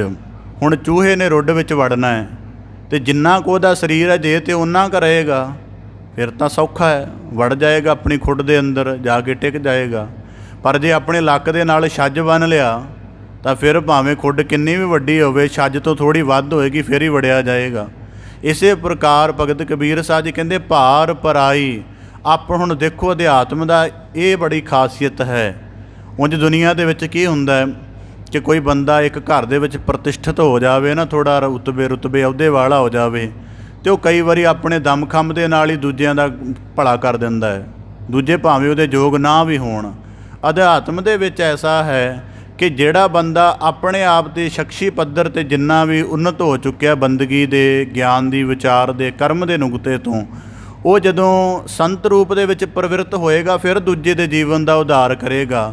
ਪਰ ਜੋ ਇਸ ਭਰਮ ਦੇ ਵਿੱਚ ਪੈ ਜਾਏ ਕਿ ਮੈਨੂੰ ਸੋਝੀ ਹੋ ਗਈ ਅਤੇ ਮੈਂ ਹੁਣ ਇੱਕ ਇਹਨਾਂ ਦਾ ਰਹਿਬਰ ਬਣ ਕੇ ਤੇ ਇਹਦੇ ਅਨੁਸਾਰ ਚੱਲਾਂ, ਤਾਂ ਭਗਤ ਕਬੀਰ ਸਾਹਿਬ ਜੀ ਕਹਿੰਦੇ, ਇਹ ਜਿਹੜੀ ਗੱਲ ਹੈ ਇਹ ਵੀ ਭਾਰ ਪਰਾਈ, ਕਿ ਦੂਜਿਆਂ ਪਾਸੋਂ ਪੂਜਾ ਦਾ ਧਨ ਵਸੂਲਣਾ ਸ਼ੁਰੂ ਕਰ ਦਿੱਤਾ ਹੈ ਅਤੇ ਆਪਣੀ ਥੋੜ੍ਹੀ ਜਿਹੀ ਜਿਹੜੀ ਪ੍ਰਤਿਭਾ ਕੋਈ ਬਣੀ ਸੀ ਬੰਦਗੀ ਦੀ, ਉਹਨੂੰ ਮਨਵਾਉਣਾ ਸ਼ੁਰੂ ਕਰ ਦਿੱਤਾ ਹੈ।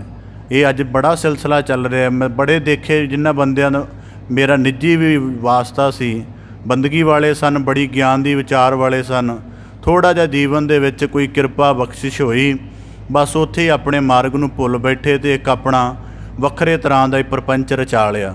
ਤਾਂ ਭਗਤ ਕਬੀਰ ਸਾਹਿਬ ਜੀ ਕਹਿੰਦੇ, ਆਪਣੇ ਭਾਰੈ ਨਾ ਡਰੈ ਆਗੈ ਔਕਟ ਘਾਟ। ਪਹਿਲਾਂ ਤਾਂ ਆਪਣੀਆਂ ਹੀ ਕਾਮਨਾਵਾਂ ਨਹੀਂ ਮੁੱਕੀਆਂ, ਹੁਣ ਦੂਜਿਆਂ ਦੀਆਂ ਕਾਮਨਾਵਾਂ ਦਾ ਬੋਝ ਆਪਣੇ ਪਾਸ ਰੱਖ ਰਿਹਾ ਹੈ। ਤਾਂ ਭਗਤ ਕਬੀਰ ਸਾਹਿਬ ਜੀ ਕਹਿੰਦੇ, ਕਿਸ ਪ੍ਰਕਾਰ ਕਲਿਆਣ ਹੋ ਸਕੀ। ਇਸ ਕਰਕੇ ਉਹਨਾਂ ਨੂੰ ਵੀ ਸੰਬੋਧਿਤ ਕਰ ਰਹੇ ਹਨ ਜਿਹੜੇ ਧਰਮ ਦੇ ਦਾਇਰੇ ਦੇ ਵਿੱਚ ਵਿਚਰ ਕੇ ਆਪਣੇ ਆਪ ਨੂੰ ਸ਼੍ਰੇਸ਼ਟ ਸਿੱਧ ਕਰਕੇ, ਜਦ ਕਿ ਸ਼੍ਰੇਸ਼ਟ ਹੈ ਨਹੀਂ, ਅਤੇ ਸ਼ੋਸ਼ਣਮਈ ਬਿਰਤੀਆਂ ਦੇ ਮਗਰ ਲੱਗ ਜਾਂਦੇ ਹਨ। ਭਗਤ ਕਬੀਰ ਸਾਹਿਬ ਜੀ ਕਹਿੰਦੇ, ਆਪਣੇ ਭਾਰ ਇਹ ਨਾ ਡਰੈ ਆਗੈ ਔਕਟ ਘਾਟ। ਤਾਂ ਇਸੇ ਪ੍ਰਕਾਰ ਕਹਿੰਦੇ, ਆਪਣੇ ਭਾਰ ਤੋਂ ਨਹੀਂ ਡਰਦੇ ਕਿ ਪਹਿਲਾਂ ਤਾਂ ਆਪਣਾ ਜੀਵਨ ਗਿਰਾਵਟ ਵਾਲਾ ਹੈ, ਪਰ ਕਹਿੰਦੇ ਦੂਜੇ ਭਾਰ ਨੂੰ ਆਪਣੇ ਪਾਸ ਸੰਭਾਲੀ ਜਾ ਰਹੇ ਹਨ। ਜੀਵਨ ਦਾ ਰਸਤਾ ਬੜਾ ਬਿਖਮ ਹੋ ਜਾਏਗਾ, ਆਖਰ ਇਸ ਸੰਸਾਰ ਸਾਗਰ ਤੋਂ ਤਰਨਾ ਕਠਿਨ ਹੋ ਜਾਏਗਾ। ਇਸ ਪ੍ਰਕਾਰ ਭਗਤ ਕਬੀਰ ਸਾਹਿਬ ਜੀ ਇਸ ਸ਼ਲੋਕ ਦੁਆਰਾ ਦੋ ਭਾਵਾਂ ਦੇ ਸਹਿਤ ਬਖਸ਼ਿਸ਼ ਕਰਦੇ ਹਨ। ਕਬੀਰ ਬਨ ਕੀ ਦਾਦੀ ਲਾਕਰੀ, ਠਾਂਡੀ ਕਰੈ ਪੁਕਾਰ। ਹੁਣ ਭਗਤ ਕਬੀਰ ਸਾਹਿਬ ਜੀ ਅਗਲੇ ਸ਼ਲੋਕ ਦੇ ਵਿੱਚ, ਇਸ ਸ਼ਲੋਕ ਦੇ ਵਿੱਚ ਜੀਵਨ ਦਾ ਇੱਕ ਹੋਰ ਗੋਹਜ ਸੂਤਰ ਸਮਝਾਉਂਦੇ ਹਨ। ਕਿਤੇ ਹੁਣ ਦੇਖੋ, ਭਗਤ ਕਬੀਰ ਸਾਹਿਬ ਜੀ ਨੇ ਗਿਆਨ ਦੀ ਵਿਚਾਰ ਦੇ ਨਾਲ, ਬੰਦਗੀ ਦੇ ਸੂਤਰਾਂ ਦੇ ਨਾਲ ਆਪਣੇ ਆਪ ਨੂੰ ਕਿੰਨਾ ਜੋੜਿਆ ਹੈ। ਜੋ ਕੁਝ ਵੀ ਦੇਖਦੇ ਨੇ ਉਹਨਾਂ ਨੂੰ ਉਹਦਾ ਸਾਰਾ ਅਧਿਆਤਮ ਦਾ ਹੀ ਰੂਪ ਨਜ਼ਰ ਆਉਂਦਾ ਹੈ। ਹੁਣ ਜਿਵੇਂ ਪਹਿਲਾਂ ਜ਼ਿਕਰ ਆਇਆ, ਮਨ ਪੰਖੀ, ਮਤਲਬ ਕਿ ਜਿਹੜਾ ਬੰਦਾ ਗਿਆਨ ਦੇ ਵਿਚਾਰ ਵਿੱਚ ਢਲਿਆ ਹੁੰਦਾ ਹੈ। ਗੁਰੂ, ਇੱਕ ਦਫਾ ਮੈਂ ਆਪ ਜੀ ਦੇ ਨਾਲ ਜ਼ਿਕਰ ਕੀਤਾ ਸੀ ਕਿ ਗੁਰਸਿੱਖ ਉਹ ਆ ਜਿਹੜਾ ਆਪਣੀ ਸੁਰਤ ਨੂੰ ਗੁਰੂ ਸ਼ਬਦ ਦੇ ਨਾਲ ਜੋੜ ਲਏ ਅਤੇ ਉਹਦੀ ਸੁਰਤ ਹਰ ਵੇਲੇ ਗੁਰੂ ਸ਼ਬਦ ਦੀ ਪਰਿਕਰਮਾ ਕਰਦੇ ਰਹੇ। ਮਤਲਬ ਕਿ ਜੀਵਨ ਦਾ ਕੋਈ ਵੀ ਵਰਤਾਰਾ ਹੰਡਾਵੇ, ਜੀਵਨ ਦਾ ਕੋਈ ਵੀ ਕਾਰਜ ਕਰੇ, ਉਹ ਕਾਰਜ ਭਾਵੇਂ ਨਿਵਾਣ ਵਾਲਾ ਲੱਗੇ, ਭਾਵੇਂ ਅਵਗੁਣ ਵਾਲਾ ਲੱਗੇ, ਪਰ ਉਹਨੂੰ ਕਰਦਿਆਂ ਹੋਇਆ ਉਹਦੇ ਅੰਦਰ ਜਿਹੜਾ ਹੈ ਇੱਕ ਗਿਆਨ ਦਾ ਪਰਸਪੈਕਟਿਵ ਚੱਲਦਾ ਰਹੇ ਆਪਣੇ ਗੁਰੂ ਦੇ ਸ਼ਬਦ ਦੀ ਸੇਧ ਦੇ ਵਿੱਚ। ਜਿਵੇਂ ਭਗਤ ਕਬੀਰ ਸਾਹਿਬ ਜੀ ਦੀ ਬਾਣੀ ਨੂੰ ਇਸ ਨੁਕਤੇ ਤੋਂ ਪੜ੍ਹ ਕੇ ਦੇਖੋ, ਜੇ ਸ਼ਲੋਕ ਹੀ ਆਪ ਜੀ ਪਾਠ ਕਰ ਲਓ, ਉਹਦੇ ਵਿੱਚ ਪੰਖੀ ਦਾ ਜ਼ਿਕਰ ਆਇਆ। ਉਸ ਤੋਂ ਬਾਅਦ ਕੱਲ੍ਹ ਸ਼ਲੋਕ ਵਿੱਚ ਜ਼ਿਕਰ ਆਇਆ ਸੀ ਕੇਲੇ ਅਤੇ ਬੇਰੀ ਦਾ। ਹੁਣ ਦੇਖੋ ਇਹ ਜਿਹੜਾ ਅੰਦਰ ਗਿਆਨ ਦਾ ਖਿਆਲ ਪੈਦਾ ਹੋਇਆ ਭਗਤ ਕਬੀਰ ਸਾਹਿਬ ਜੀ ਦੇ, ਯਕੀਨਨ ਇਹ ਦ੍ਰਿਸ਼ ਦੇਖਿਆ ਹੋਏਗਾ ਕੋਈ ਇਸ ਤਰ੍ਹਾਂ ਦਾ, ਤਾਂ ਕਰਕੇ ਫਿਰ ਉਹਦੇ ਤੋਂ ਉਹਨਾਂ ਨੇ ਆਪਣੇ ਗਿਆਨ ਦਾ ਪਰਸਪੈਕਟਿਵ ਪੈਦਾ ਕੀਤਾ। ਤਾਂ ਭਗਤ ਕਬੀਰ ਸਾਹਿਬ ਜੀ ਕਹਿੰਦੇ, ਕਬੀਰ ਬਨ ਕੀ ਦਾਦੀ ਲਾਕਰੀ ਠਾਢੀ ਕਰੈ ਪੁਕਾਰ। ਕਹਿੰਦੇ ਜੰਗਲ ਦੇ ਵਿੱਚ ਜਿਹੜੀ ਕਈ ਵਾਰੀ ਅੱਗ ਲੱਗਣ ਕਰਕੇ ਥੋੜ੍ਹੀ ਬਹੁਤੇ ਰੁੱਖ ਥੱਲਿਓਂ ਜਲ ਜਾਂਦੇ ਹਨ ਹੈ ਨਾ, ਅਤੇ ਭਗਤ ਕਬੀਰ ਸਾਹਿਬ ਜੀ ਕਹਿੰਦੇ ਉਹ ਸੜੀ ਹੋਈ ਲੱਕੜੀ, ਬਨ ਦਾ ਅਰਥ ਹੁੰਦਾ ਜੰਗਲ, ਦਾਦੀ ਦਾ ਅਰਥ ਹੁੰਦਾ ਜਲੀ ਹੋਈ। ਅਤੇ ਇਸੇ ਪ੍ਰਕਾਰ ਭਗਤ ਕਬੀਰ ਸਾਹਿਬ ਜੀ ਕਹਿੰਦੇ ਉਹ ਜਲ ਕੇ ਭਾਵੇਂ ਜੰਗਲ ਦੀ ਅੱਗ ਸ਼ਾਂਤ ਹੋ ਗਈ ਹੈ, ਉਹ ਲੱਕੜ ਦੀ ਅੱਗ ਬੁਝ ਗਈ। ਜਿਵੇਂ ਕਈ ਵਾਰੀ ਦੇਖਿਆ ਹੁਣ ਆਪ ਜੀ ਨੇ ਜੰਗਲ ਵਿੱਚ ਕਈ ਵਾਰੀ ਹਲਕੀ ਫੁਲਕੀ ਅੱਗ ਲੱਗ ਜਾਂਦੀ ਹੈ ਤਾਂ ਰੁੱਖ ਥੱਲਿਓਂ ਕਾਫੀ ਹੱਦ ਤੱਕ ਸੜ ਜਾਂਦੇ ਨੇ, ਉੱਪਰ ਤੱਕ ਵੀ ਸੜ ਜਾਣ ਪਰ ਫਿਰ ਵੀ ਲੱਕੜ ਦਾ ਅੰਸ਼ ਉਹਨਾਂ ਦੇ ਅੰਦਰ ਬਚਿਆ ਰਹਿੰਦਾ। ਭਗਤ ਕਬੀਰ ਸਾਹਿਬ ਜੀ ਕਹਿੰਦੇ ਜੰਗਲ ਦੀ ਅੱਗ ਬੁਝ ਗਈ ਹੈ, ਲੱਕੜ ਠੰਡੀ ਹੋ ਗਈ ਹੈ, ਅਤੇ ਇਹ ਲੱਕੜ ਜਿਹੜੀ ਹੈ ਮੈਨੂੰ ਪੁਕਾਰ ਕਰਦੀ ਸੁਣਾਈ ਦਿੰਦੀ ਹੈ। ਹੁਣ ਭਗਤ ਸਾਹਿਬ ਦੀ ਸੁਰਤ ਦੀ ਤੀਖਣਤਾ ਦੇਖੋ, ਸਾਨੂੰ ਚੰਗਾ ਭਲਾ ਗੁਰੂ ਕਾ ਸ਼ਬਦ ਵਿਚਾਰ ਬੜੀ ਸਪਸ਼ਟ ਵੀ ਸੁਣਾ ਦਈਏ ਤਾਂ ਵੀ ਬੁੱਧੀ ਦੇ ਕਿਸੇ ਹਿੱਸੇ ਵਿੱਚ ਸਮਝ ਨਹੀਂ ਪੈਂਦੀ। ਅਤੇ ਭਗਤ ਜਿੰਨੇ ਅਕਾਲ ਪੁਰਖ ਦੀ ਵਿਆਪਕਤਾ ਦੇ ਨੇਮ ਵਿੱਚ ਜੋੜ ਕੇ ਉਹਦੇ ਰਹੱਸ ਨੂੰ ਬੁੱਝਣਾ ਸ਼ੁਰੂ ਕੀਤਾ, ਉਹਨੂੰ ਜੰਗਲ ਦੇ ਵਿੱਚ ਸੜੀ ਹੋਈ ਲੱਕੜੀ ਵੀ ਬੋਲਦੀ ਸੁਣਾਈ ਦੇ ਰਹੀ ਹੈ। ਭਗਤ ਕਬੀਰ ਸਾਹਿਬ ਜੀ ਕਹਿੰਦੇ ਉਹ ਲੱਕੜੀ ਕੀ ਕਹਿ ਰਹੀ ਹੈ, ਮਤ ਬਸ ਪਰੋ ਲੋਹਾਰ ਕਹਿ ਜਾ ਰਿਹਾ ਦੂਜੀ ਬਾਰ, ਕਿ ਮੈਂ ਇੱਕ ਵਾਰੀ ਅੱਗੇ ਹੀ ਜਲ ਗਈ ਹਾਂ, ਕਿਤੇ ਇਹ ਨਾ ਹੋਵੇ ਦੁਬਾਰਾ ਲੋਹਾਰ ਦੇ ਵੱਸ ਪੈ ਜਾਵਾਂ, ਉਹ ਮੈਨੂੰ ਕੱਟ ਕੇ ਮੇਰੇ ਕੋਲੇ ਬਣਾ ਕੇ ਅਤੇ ਫਿਰ ਮੈਨੂੰ ਆਪਣੀ ਭੱਠੀ ਦੇ ਵਿੱਚ ਸੁੱਟ ਕੇ ਅੱਗ ਜਲਾ ਕੇ ਅਤੇ ਦੁਬਾਰਾ ਫਿਰ ਸਾੜੇ। ਇਸ ਕਰਕੇ ਕਹਿੰਦੇ ਮੈਨੂੰ ਉਹ ਜਿਹੜੀ ਲੱਕੜੀ ਹੈ ਉਹ ਪੁਕਾਰ ਕਰਦੀ ਸੁਣਾਈ ਦਿੰਦੀ ਹੈ। ਹੁਣ ਇਹਦਾ ਭਾਵ ਕੀ ਹੈ? ਇਹ ਭਾਵ ਹੈ ਇੱਕ ਜਗਿਆਸੂ ਦਾ ਜਿਹੜਾ ਸੁਰਤ ਦੇ ਤਲ 'ਤੇ ਜਾਗਿਆ ਹੋਇਆ। ਇਹਦੇ 3 ਭਾਵ ਮੈਂ ਆਪਦੇ ਨਾਲ ਸਾਂਝੇ ਕਰਾਂਗਾ। ਪਹਿਲਾ ਭਾਵ ਇਹ ਹੈ ਕਿ ਅਸੀਂ ਕਿੰਨੇ ਜਨਮਾਂ ਦੀ ਜਠਰ ਅਗਨੀ ਦੀ, ਗਰਭ ਅਗਨੀ ਦੀ ਪੀੜ ਨੂੰ ਸਹਿ ਕੇ ਅਤੇ ਇਸ ਜਨਮ ਦੇ ਸਫ਼ਰ ਤੱਕ ਪੁੱਜਿਆ, ਇਹਦਾ ਸਾਨੂੰ ਬੋਧ ਨਹੀਂ ਹੈ। ਗੁਰਬਾਣੀ 'ਚ ਵਾਕ ਪ੍ਰਾਪਤ ਨੇ, ਕਈ ਜਨਮ ਭਏ ਕੀਟ ਪਤੰਗਾ, ਕਈ ਜਨਮ ਗਜ ਮੇਨ ਕੁਰੰਗਾ, ਕਈ ਜਨਮ ਪੰਖੀ ਸਰਪ ਹੋਇਓ, ਕਈ ਜਨਮ ਹੈ ਵਰ ਬ੍ਰਿਖ ਜੋਇਓ, ਮਿਲ ਜਗਦੀਸ਼ ਮਿਲਨ ਕੀ ਬਰੀਆ, ਚਿਰੰਕਾਲੇ ਦੇ ਸੰਜਰੀਆ। ਇਹਦੇ ਨਾਲ ਜੁੜਦੀ ਗੱਲ ਸੁਣਾ ਦਿਆਂ ਆਪ ਦੇ ਸਨਮੁਖ। ਕਈ ਵਾਰੀ ਇਨਸਾਨ ਸਮਝਦਾ ਕਿ ਸ਼ਾਇਦ ਕਈਆਂ ਨੇ ਇਹਦਾ ਅਰਥ ਮੈਂ ਸੁਣਿਆ ਕਿਸੇ ਦਫਾ, ਉਹਨਾਂ ਕਿਹਾ ਜੀ ਇਹ ਪਹਿਲੀਆਂ ਕੋਈ ਅਵਸਥਾ ਨਹੀਂ ਹੋਈਆਂ, ਕੋਈ ਕਈ ਜਨਮਾਂ ਵਾਲੀਆਂ, ਬਸ ਗੁਰੂ ਸਾਹਿਬ ਨੇ ਇਹ ਤਾਂ ਲਿਖਿਆ ਹੈ ਕਿ ਮਨੁੱਖ ਨੂੰ ਇਸ ਜਨਮ ਦੀ ਸੋਝੀ ਆ ਜਾਏ। ਇਹ ਕਤਈ ਖਿਆਲ ਪੂਰਨ ਨਹੀਂ ਹੈ। ਦੁਨੀਆ ਦੇ ਵਿੱਚ ਸ਼ਾਇਦ ਆਪ ਜੀ ਜੇ ਕਿਤੇ ਸਾਇੰਸ ਨਾਲ ਥੋੜ੍ਹਾ ਬਹੁਤਾ ਵਾਕਫੀਅਤ ਰੱਖਦੇ ਹੋ, ਦੁਨੀਆ ਦੇ ਵਿੱਚ ਕਈ ਐਸੇ ਵਿਗਿਆਨਕ ਹੋਏ ਨੇ ਜਿਨ੍ਹਾਂ ਨੇ ਆਪਣੇ ਇਸ ਜੀਵਨ ਤੋਂ ਪਹਿਲਾਂ ਉਹਨਾਂ ਦਾ ਜੀਵਨ ਕਿਵੇਂ ਸੀ, ਕਿਵੇਂ ਉਹਨਾਂ ਦੀ ਜਿਹੜੀ ਕੌਨਸ਼ੀਅਸਨੈਸ ਡਿਵੈਲਪ ਹੋ ਕੇ ਇੱਕ ਵਿਗਿਆਨਕ ਅਵਸਥਾ ਤੱਕ ਪੁੱਜੀ, ਉਹਨਾਂ ਨੇ ਕਈ ਵਿਗਿਆਨਕ ਤਰੀਕਿਆਂ ਦੇ ਨਾਲ ਸਾਬਤ ਕੀਤਾ ਹੋਇਆ। ਅਸਲ 'ਚ ਗੱਲ ਕੀ ਹੈ ਕਿ ਅਸੀਂ ਗੁਰਬਾਣੀ ਦੇ ਕਿਸੇ ਉਪਦੇਸ਼ ਨੂੰ ਵਿਸ਼ਵ ਤਲ 'ਤੇ ਜਾਂ ਬੜੀ ਸੁਰਤ ਦੇ ਉੱਚੇ ਤਲ 'ਤੇ ਨਹੀਂ ਵਾਚਦੇ। ਕਈ ਐਸੇ ਮੈਡੀਕਲ ਸਾਇੰਸ ਦੇ ਬੰਦੇ ਹੋਏ ਨੇ ਆਪਣੇ ਕਿਸੇ ਪਿਛਲੇ ਜਨਮ ਦੀ ਕੁਝ ਹਾਲਤ ਦੱਸਣ ਦਾ ਯਤਨ ਕੀਤਾ ਕਿ ਸਾਡਾ ਪਿਛਲਾ ਕਿਵੇਂ ਰਿਹਾ ਹੈਗਾ, ਉਹਦੇ ਵਿੱਚ ਉਹਨਾਂ ਨੇ ਬਕਾਇਦਾ ਖੋਜ ਦੇ ਨਾਲ ਪ੍ਰਮਾਣਿਤ ਕੀਤਾ ਹੈ। ਉਹਨਾਂ ਨੇ ਸਾਈਕੋਲੋਜੀ ਦੇ ਨੁਕਤੇ ਤੋਂ ਕੀਤਾ ਹੈ, ਬੋਡੀ ਜੈਨੇਸਿਸ ਦੇ ਨੁਕਤੇ ਤੋਂ ਕੀਤਾ, ਬੜੇ ਥਾਵਾਂ ਤੋਂ ਕੀਤਾ ਹੋਇਆ। ਤਾਂ ਇਸੇ ਪ੍ਰਕਾਰ ਭਗਤ ਕਬੀਰ ਸਾਹਿਬ ਜੀ ਕਹਿੰਦੇ ਕਿ ਇੱਕ ਜੰਗਲ ਦੀ ਲੱਕੜੀ, ਸਾਡਾ ਜੀਵਨ ਕਈ ਜੋਨੀਆਂ ਦੀ ਅੱਗ ਦੇ ਵਿੱਚ ਸੜ ਕੇ ਕਈ ਵਾਰੀ ਜਨਮ ਮਰਨ ਦੇ ਚੱਕਰ ਵਿੱਚੋਂ ਭਰਮ ਕੇ ਇਸ ਮਨੁੱਖਾ ਜਨਮ ਦੇ ਅਵਸਰ 'ਤੇ ਆਏ ਹਾਂ। ਤਾਂ ਭਗਤ ਕਬੀਰ ਸਾਹਿਬ ਜੀ ਕਹਿੰਦੇ ਪਹਿਲਾਂ ਹੀ ਬੜੇ ਜਨਮ ਮਰਨ ਦੀ ਅੱਗ ਵਿੱਚ ਜਲ ਚੁੱਕੇ ਹਾਂ, ਹੁਣ ਆ ਮਨੁੱਖਾ ਜਨਮ ਪ੍ਰਾਪਤ ਹੋਇਆ ਹੈ, ਹੁਣ ਠੰਡੇ ਹੋ ਗਏ ਹਾਂ ਕਿ ਹੁਣ ਜਿਵੇਂ ਪਸ਼ੂ ਹੈ ਉਹਦੇ ਅੰਦਰ ਦਰਦ ਪੈਦਾ ਹੁੰਦਾ ਹੈ, ਜੇ ਉਹ ਵਿਚਾਰਾ ਉੱਚੀ ਚੀਕ ਵੀ ਮਾਰਦਾ, ਸਾਨੂੰ ਕੀ ਪਤਾ ਉਹਦਾ ਸਰੀਰ ਦਾ ਕਿਹੜਾ ਹਿੱਸਾ ਦਰਦ ਕਰ ਰਿਹਾ। ਮਨੁੱਖਾ ਜੋਨ 'ਚ ਆਏ ਹਾਂ, ਦਰਦ ਹੁੰਦੀ ਹੈ, ਦਰਦ ਦੱਸ ਵੀ ਲੈਂਦੇ ਹਾਂ ਕਿ ਇਸ ਹਿੱਸੇ 'ਚ ਹੁੰਦੀ ਹੈ। ਇਸੇ ਪ੍ਰਕਾਰ ਭਗਤ ਕਬੀਰ ਸਾਹਿਬ ਜੀ ਕਹਿੰਦੇ ਕਿ ਬੜੇ ਜੂਨੀਆਂ ਦੇ ਭਰਮਣ ਤੋਂ ਖਪਣ ਤੋਂ ਬਾਅਦ ਇਸ ਟਿਕਾ ਵਾਲੇ ਮਨੁੱਖਾ ਜਨਮ ਨੂੰ ਪ੍ਰਾਪਤ ਹੋਏ ਹਾਂ, ਅਤੇ ਹੁਣ ਇਸ ਪਹਿਲਾਂ ਹੀ ਬਹੁਤ ਅੱਗ ਸਹਾਰ ਲਈ ਹੈ ਜਨਮ ਮਰਨ ਦੇ ਸੜਨ ਦੀ। ਹੁਣ ਚਿੰਤਾ ਹੈ ਕਿ ਕਿਤੇ ਫਿਰ ਸੰਸਾਰ ਦੀ ਮਾਇਆ ਵਿਸ਼ਿਆਂ ਵਿਕਾਰਾਂ ਦੇ ਵਿੱਚ ਨਾ ਕਿਤੇ ਸੜ ਪਵਾਂ, ਨਾ ਇਹ ਹੋਵੇ ਕਿ ਜਿਹੜਾ ਮਾਇਆ ਦੇ ਜਮਦੂਤ ਹਨ, ਮਾਇਆ ਰੂਪ ਲੋਹਾਰ ਹੈ, ਕਿਤੇ ਫੇਰ ਫੜ ਕੇ ਮੇਰੇ ਗਿਆਨ ਇੰਦਰੇ ਕਰਮ ਇੰਦਰੀਆਂ ਦੇ ਟੋਟੇ ਕਰ ਕਰਕੇ ਤੇ ਵਿਸ਼ਿਆਂ ਦੀ ਅੱਗ ਦੀ ਭੱਠੀ ਦੇ ਵਿੱਚ ਨਾ ਸੁੱਟ ਦੇ, ਭਾਵ ਕਿ ਮੇਰੇ ਨੇਤਰ ਮਾੜਾ ਦੇਖਣ ਦੀ ਅੱਗ ਵਿੱਚ ਜਲਣ, ਜਿਹੜੇ ਕੰਨ ਨੇ ਉਹ ਨਿੰਦਿਆ ਰਸ ਦੀ ਅਗਨ ਵਿੱਚ ਜਲਣ, ਮੇਰਾ ਹਿਰਦਾ ਈਰਖਾ ਦੇ ਵਿੱਚ ਜਲੇ। ਕਹਿੰਦੇ ਜੀਵਨ ਦੇ ਵਿੱਚ ਡਰ ਬਣਦਾ, ਇੱਕ ਪੁਕਾਰ ਬਣਦੀ ਹੈ ਕਿ ਅੱਗੇ ਬਹੁਤ ਜਲ ਲਿਆ ਹੈ, ਹੁਣ ਕਿਤੇ ਇਹ ਨਾ ਹੋਵੇ ਕਿ ਦੁਬਾਰਾ ਲੋਹਾਰ ਦੇ ਕੋਲ ਜਾਈਏ ਤੇ ਫਿਰ ਉਹ ਕੱਟੇ ਤੇ ਫਿਰ ਜਲਾਵੇ। ਇਹ ਪਹਿਲਾ ਭਾਵ ਹੈ। ਦੂਜਾ ਭਾਵ, ਕਬੀਰ ਬਨ ਕੀ ਦਾਦੀ ਲਾਕਰੀ ਠਾਂਡੀ ਕਰੇ ਪੁਕਾਰ। ਦੂਜਾ ਭਾਵ ਇਹ ਹੈ ਕਿ ਇਸ ਜਨਮ ਨੂੰ ਪ੍ਰਾਪਤ ਕਰਕੇ ਜੋ ਵੀ ਹੈ ਕਿ ਵਿਸ਼ਿਆਂ ਵਿਕਾਰਾਂ ਦੀ ਅੱਗ ਦੇ ਵਿੱਚ ਜੀਵਨ ਆ ਜਿਉਂ ਲਿਆ। ਜੀਵਨ ਦੀ ਬੜੀ ਅਵਸਥਾ ਜਿਵੇਂ ਬਚਪਨ ਅਚੇਤ ਪੁਣੇ ਵਿੱਚ ਬੀਤ ਗਿਆ, ਜਵਾਨੀ ਵਿਸ਼ਿਆਂ ਵਿਕਾਰਾਂ ਦੇ ਜੋਸ਼ ਮਗਰ ਭੱਜਣ ਵਿੱਚ ਬੀਤ ਗਈ, ਗ੍ਰਿਸਤ ਵੀ ਧੰਦੇ ਧਾਵਣੀ ਦੇ ਵਿੱਚ ਬੀਤ ਗਈ। ਅਤੇ ਹੁਣ ਚਿੰਤਾ ਇਹ ਹੈ ਕਿ ਠੀਕ ਆ ਵਿਕਾਰਾਂ ਦੇ ਸਹਿਤ ਰਿਹਾ ਤਾਂ ਭਗਤ ਕਬੀਰ ਸਾਹਿਬ ਜੀ ਕਹਿੰਦੇ ਕਿਤੇ ਇਹ ਨਾ ਹੋਵੇ ਕਿ ਇਹ ਵਿਕਾਰਾਂ ਦੇ ਭਾਵ ਵਾਸਨਾ ਬਣ ਜਾਣ ਅਤੇ ਇਹ ਵਾਸਨਾ ਅੱਗੇ ਚਲੀ ਜਾਵੇ ਅਤੇ ਫਿਰ ਮੈਨੂੰ ਆਵਾਗਮਨ ਦਾ ਜਿਹੜਾ ਚੱਕਰ ਹੈ ਉਹਦੇ ਵਿੱਚ ਸਹਿਤ ਹੋਣਾ ਪਵੇ। ਇਸ ਕਰਕੇ ਬੇਨਤੀ ਹੈ ਕਿ ਜਿਹੜੀ ਅੱਗ ਲੱਗੀ ਹੋਈ ਹੈ ਉਹੀ ਸ਼ਾਂਤ ਰਹੇ, ਕੋਈ ਨਵੀਂ ਅੱਗ ਨਾ ਪੈਦਾ ਹੋਵੇ, ਦੁਬਾਰਾ ਨਾ ਜਲਣਾ ਪਵੇ। ਹੁਣ ਸਤਸੰਗੀ ਮਨੁੱਖ ਦਾ ਉਚੇਰੇ ਜੀਵਨ ਦਾ ਇੱਕ ਹੋਰ ਵੀ ਅੰਸ਼ ਹੈ।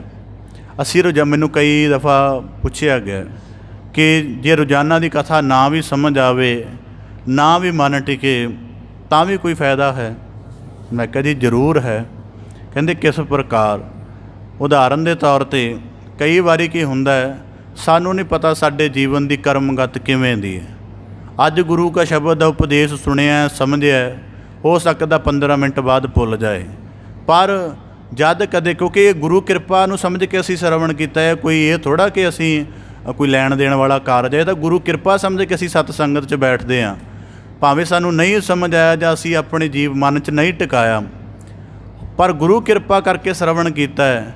ਇਸ ਕਰਕੇ ਇਸ ਉਪਦੇਸ਼ ਦੇ ਆਛੇ ਨੂੰ ਜੇ ਭੁੱਲ ਵੀ ਜਾਵਾਂਗੇ ਅਤੇ ਜਦੋਂ ਇਸ ਉਪਦੇਸ਼ ਦੇ ਅਨੁਸਾਰ ਕੋਈ ਜੀਵਨ ਦੇ ਵਿੱਚ ਗਿਰਾਵਟ ਵਾਲਾ ਪੱਖ ਬਣੇਗਾ ਅਤੇ ਹੋ ਸਕਦਾ ਹੈ ਗੁਰੂ ਕਿਰਪਾ ਸਾਡੀ ਉਸ ਉਪਦੇਸ਼ ਨੂੰ ਬੁੱਧੀ ਦੇ ਕਿਸੇ ਹਿੱਸੇ ਵਿੱਚੋਂ ਜਗਾ ਦੇਵੇ ਅਤੇ ਜੀਵਨ ਭਰ ਦਾ ਭੁੱਲਿਆ ਉਪਦੇਸ਼ ਉਸ ਨੀਵੇਂ ਕਰਮ ਦੇ ਕਰ ਲੱਗਿਆਂ ਸੁਰਤ ਰੂਪ ਦੇ ਵਿੱਚ ਸਾਡੇ ਅੰਦਰ ਦਾ ਚਾਨਣ ਬਣ ਜਾਏ ਅਤੇ ਅਸੀਂ ਮਲੀਨ ਕਰਮ ਦੀ ਮੈਲ ਤੋਂ ਮੁਕਤ ਹੋ ਜਾਈਏ। ਇਸ ਕਰਕੇ ਇਸ ਨੁਕਤੇ ਤੋਂ ਵੀ ਸਤ ਸੰਗਤ ਦੀ ਰੋਜ਼ਾਨਾ ਦਾ ਵੱਡਾ ਮਹੱਤਵ ਹੈ। ਤਾਂ ਭਗਤ ਕਬੀਰ ਸਾਹਿਬ ਜੀ ਕਹਿੰਦੇ ਇਸ ਜੀਵਨ ਦੇ ਵਿੱਚ ਵਿਸ਼ਿਆਂ ਵਿੱਚ ਜੁੜਿਆ ਨੇ। ਇਸ ਕਰਕੇ ਰੋਜ਼ਾਨਾ ਦੀ ਕਥਾ ਸੁਰਤ ਨੂੰ ਸਵੱਛ ਰੱਖਦੀ ਹੈ ਕਿ ਜਿਹੜੀ ਕਿਸੇ ਖਾਸ ਵਿਕਾਰ ਦੀ ਜੀਵਨ 'ਚ ਵਾਸਨਾ ਪੈਦਾ ਹੋਣੀ ਹੈ ਨਾ, ਉਹਨੂੰ ਰੋਜ਼ਾਨਾ ਦੀ ਵਿਚਾਰ ਨਾਲ ਨਾਲ ਕੱਢਦੀ ਰਹਿੰਦੀ ਹੈ ਅਤੇ ਮਨੁੱਖ ਦਾ ਜਿਹੜਾ ਸਿਮਰਨਮਈ ਜੀਵਨ ਹੈ ਉਹ ਉੱਚਾ ਰਹਿ ਜਾਂਦਾ ਅਤੇ ਫਿਰ ਸਿਮਰਨਮਈ ਜੀਵਨ ਦੇ ਵਿੱਚ ਵੀ ਸ਼ੁੱਧ ਚੀਜ਼ ਵਾਸ ਕਰਦੀ ਹੈ। ਪਰਿਵਾਰ ਦੀ ਧੰਦੇ ਧਾਵਣੀ ਵਿਕਾਰਾਂ ਦੇ ਰਸ ਹੌਲੀ ਹੌਲੀ ਮਨਫੀ ਹੋ ਜਾਂਦੇ ਨੇ ਅਤੇ ਪ੍ਰਭੂ ਦੀ ਸਿਮਰਤੀ ਟਿਕ ਜਾਂਦੀ ਹੈ। ਅਤੇ ਇਸ ਕਰਕੇ ਭਗਤ ਕਬੀਰ ਸਾਹਿਬ ਜੀ ਕਹਿੰਦੇ ਇਸ ਜੀਵਨ ਦੇ ਵਿੱਚ ਵੀ ਵਿਸ਼ਿਆਂ ਵਿਕਾਰਾਂ ਦੀ ਅੱਗ ਵਿੱਚ ਜਲੇ ਹਾਂ, ਪਰ ਇੱਕ ਕਾਮਨਾ ਹੈ ਕਿ ਕਿਤੇ ਇਹ ਵਿਸ਼ਿਆਂ ਵਿਕਾਰਾਂ ਦੀ ਧੰਦੇ ਧਾਵਣੀ ਵਾਸਨਾ ਨਾ ਬਣ ਜਾਏ, ਨਹੀਂ ਤਾਂ ਦੁਬਾਰਾ ਆਉਣਾ ਪਏਗਾ, ਦੁਬਾਰਾ ਭਰਮਣ ਦੇ ਵਿੱਚ ਪੈਣਾ ਪਏਗਾ, ਬਾਰ ਬਾਰ ਜਲਣਾ ਪਏਗਾ। ਇਸੇ ਪ੍ਰਕਾਰ ਭਗਤ ਕਬੀਰ ਸਾਹਿਬ ਜੀ ਬਖਸ਼ਿਸ਼ ਕਰਦੇ ਹਨ। ਕਬੀਰ ਬਨ ਕੀ ਦਾਦੀ ਲਾਕਰੀ ਠਾਂਡੀ ਕਰੇ ਪੁਕਾਰ। ਹੁਣ ਤੀਜਾ ਭਾਵ ਆਪਦੇ ਸਨਮੁਖ ਸਾਂਝਾ ਕਰਾਂ। ਹੁਣ ਜੀਵਨ ਦੇ ਵਿੱਚ ਭਗਤ ਕਬੀਰ ਸਾਹਿਬ ਜੀ ਕਹਿੰਦੇ ਕਬੀਰ ਬਨ ਕੀ ਦਾਦੀ ਲਾਕਰੀ, ਜੰਗਲ ਦੇ ਵਿੱਚ ਲੱਕੜ ਦੇ ਸਮਾਨ ਖੜੀ ਹਾਂ। ਪਹਿਲਾਂ ਹੀ ਵੈਰਾਗ ਦੀ ਅੱਗ ਦੇ ਨਾਲ ਆਪਣੇ ਜੀਵਨ ਦੇ ਮਾਇਆ ਵਾਲੇ ਸਾਰੇ ਪੱਖਾਂ ਨੂੰ ਸਾੜ ਲਿਆ ਹੈ। ਮਤਲਬ ਗੁਰੂ ਸ਼ਬਦ ਦੇ ਨਾਲ ਵੈਰਾਗਮਈ ਜੀਵਨ ਧਾਰਨ ਕੀਤਾ। ਉਸ ਵੈਰਾਗਮਈ ਜੀਵਨ ਦੇ ਨਾਲ ਜੀਵਨ ਨੂੰ ਪਹਿਲਾਂ ਹੀ ਬੜਾ ਕਠੋਰ ਸਾਧਨਾ ਦੇ ਵਿੱਚੋਂ ਲੰਘਾਇਆ, ਭਾਵ ਕਿ ਸੰਸਾਰ ਤੋਂ ਵੱਖ ਕਰਕੇ ਕਿਸੇ ਨੂੰ ਪ੍ਰੇਮ ਦੀ ਖੇਡ ਵਿੱਚ ਪਾਇਆ ਹੈ। ਅਤੇ ਹੁਣ ਇਹ ਮੇਰਾ ਜੀਵਨ ਪ੍ਰੇਮ ਦੇ ਵਾਂਗ ਹੋ ਗਿਆ, ਜਿਵੇਂ ਲੱਕੜ ਸਵਸਥ ਹੁੰਦੀ ਹੈ, ਇਹ ਜੀਵਨ ਪ੍ਰੇਮ ਵਾਂਗ ਹੋ ਗਿਆ ਅਤੇ ਪਹਿਲਾਂ ਹੀ ਵੈਰਾਗ ਦੀ ਪ੍ਰੇਮ ਦੀ ਅੱਗ ਵਿੱਚ ਜਲੇ ਹੋਏ ਹਾਂ।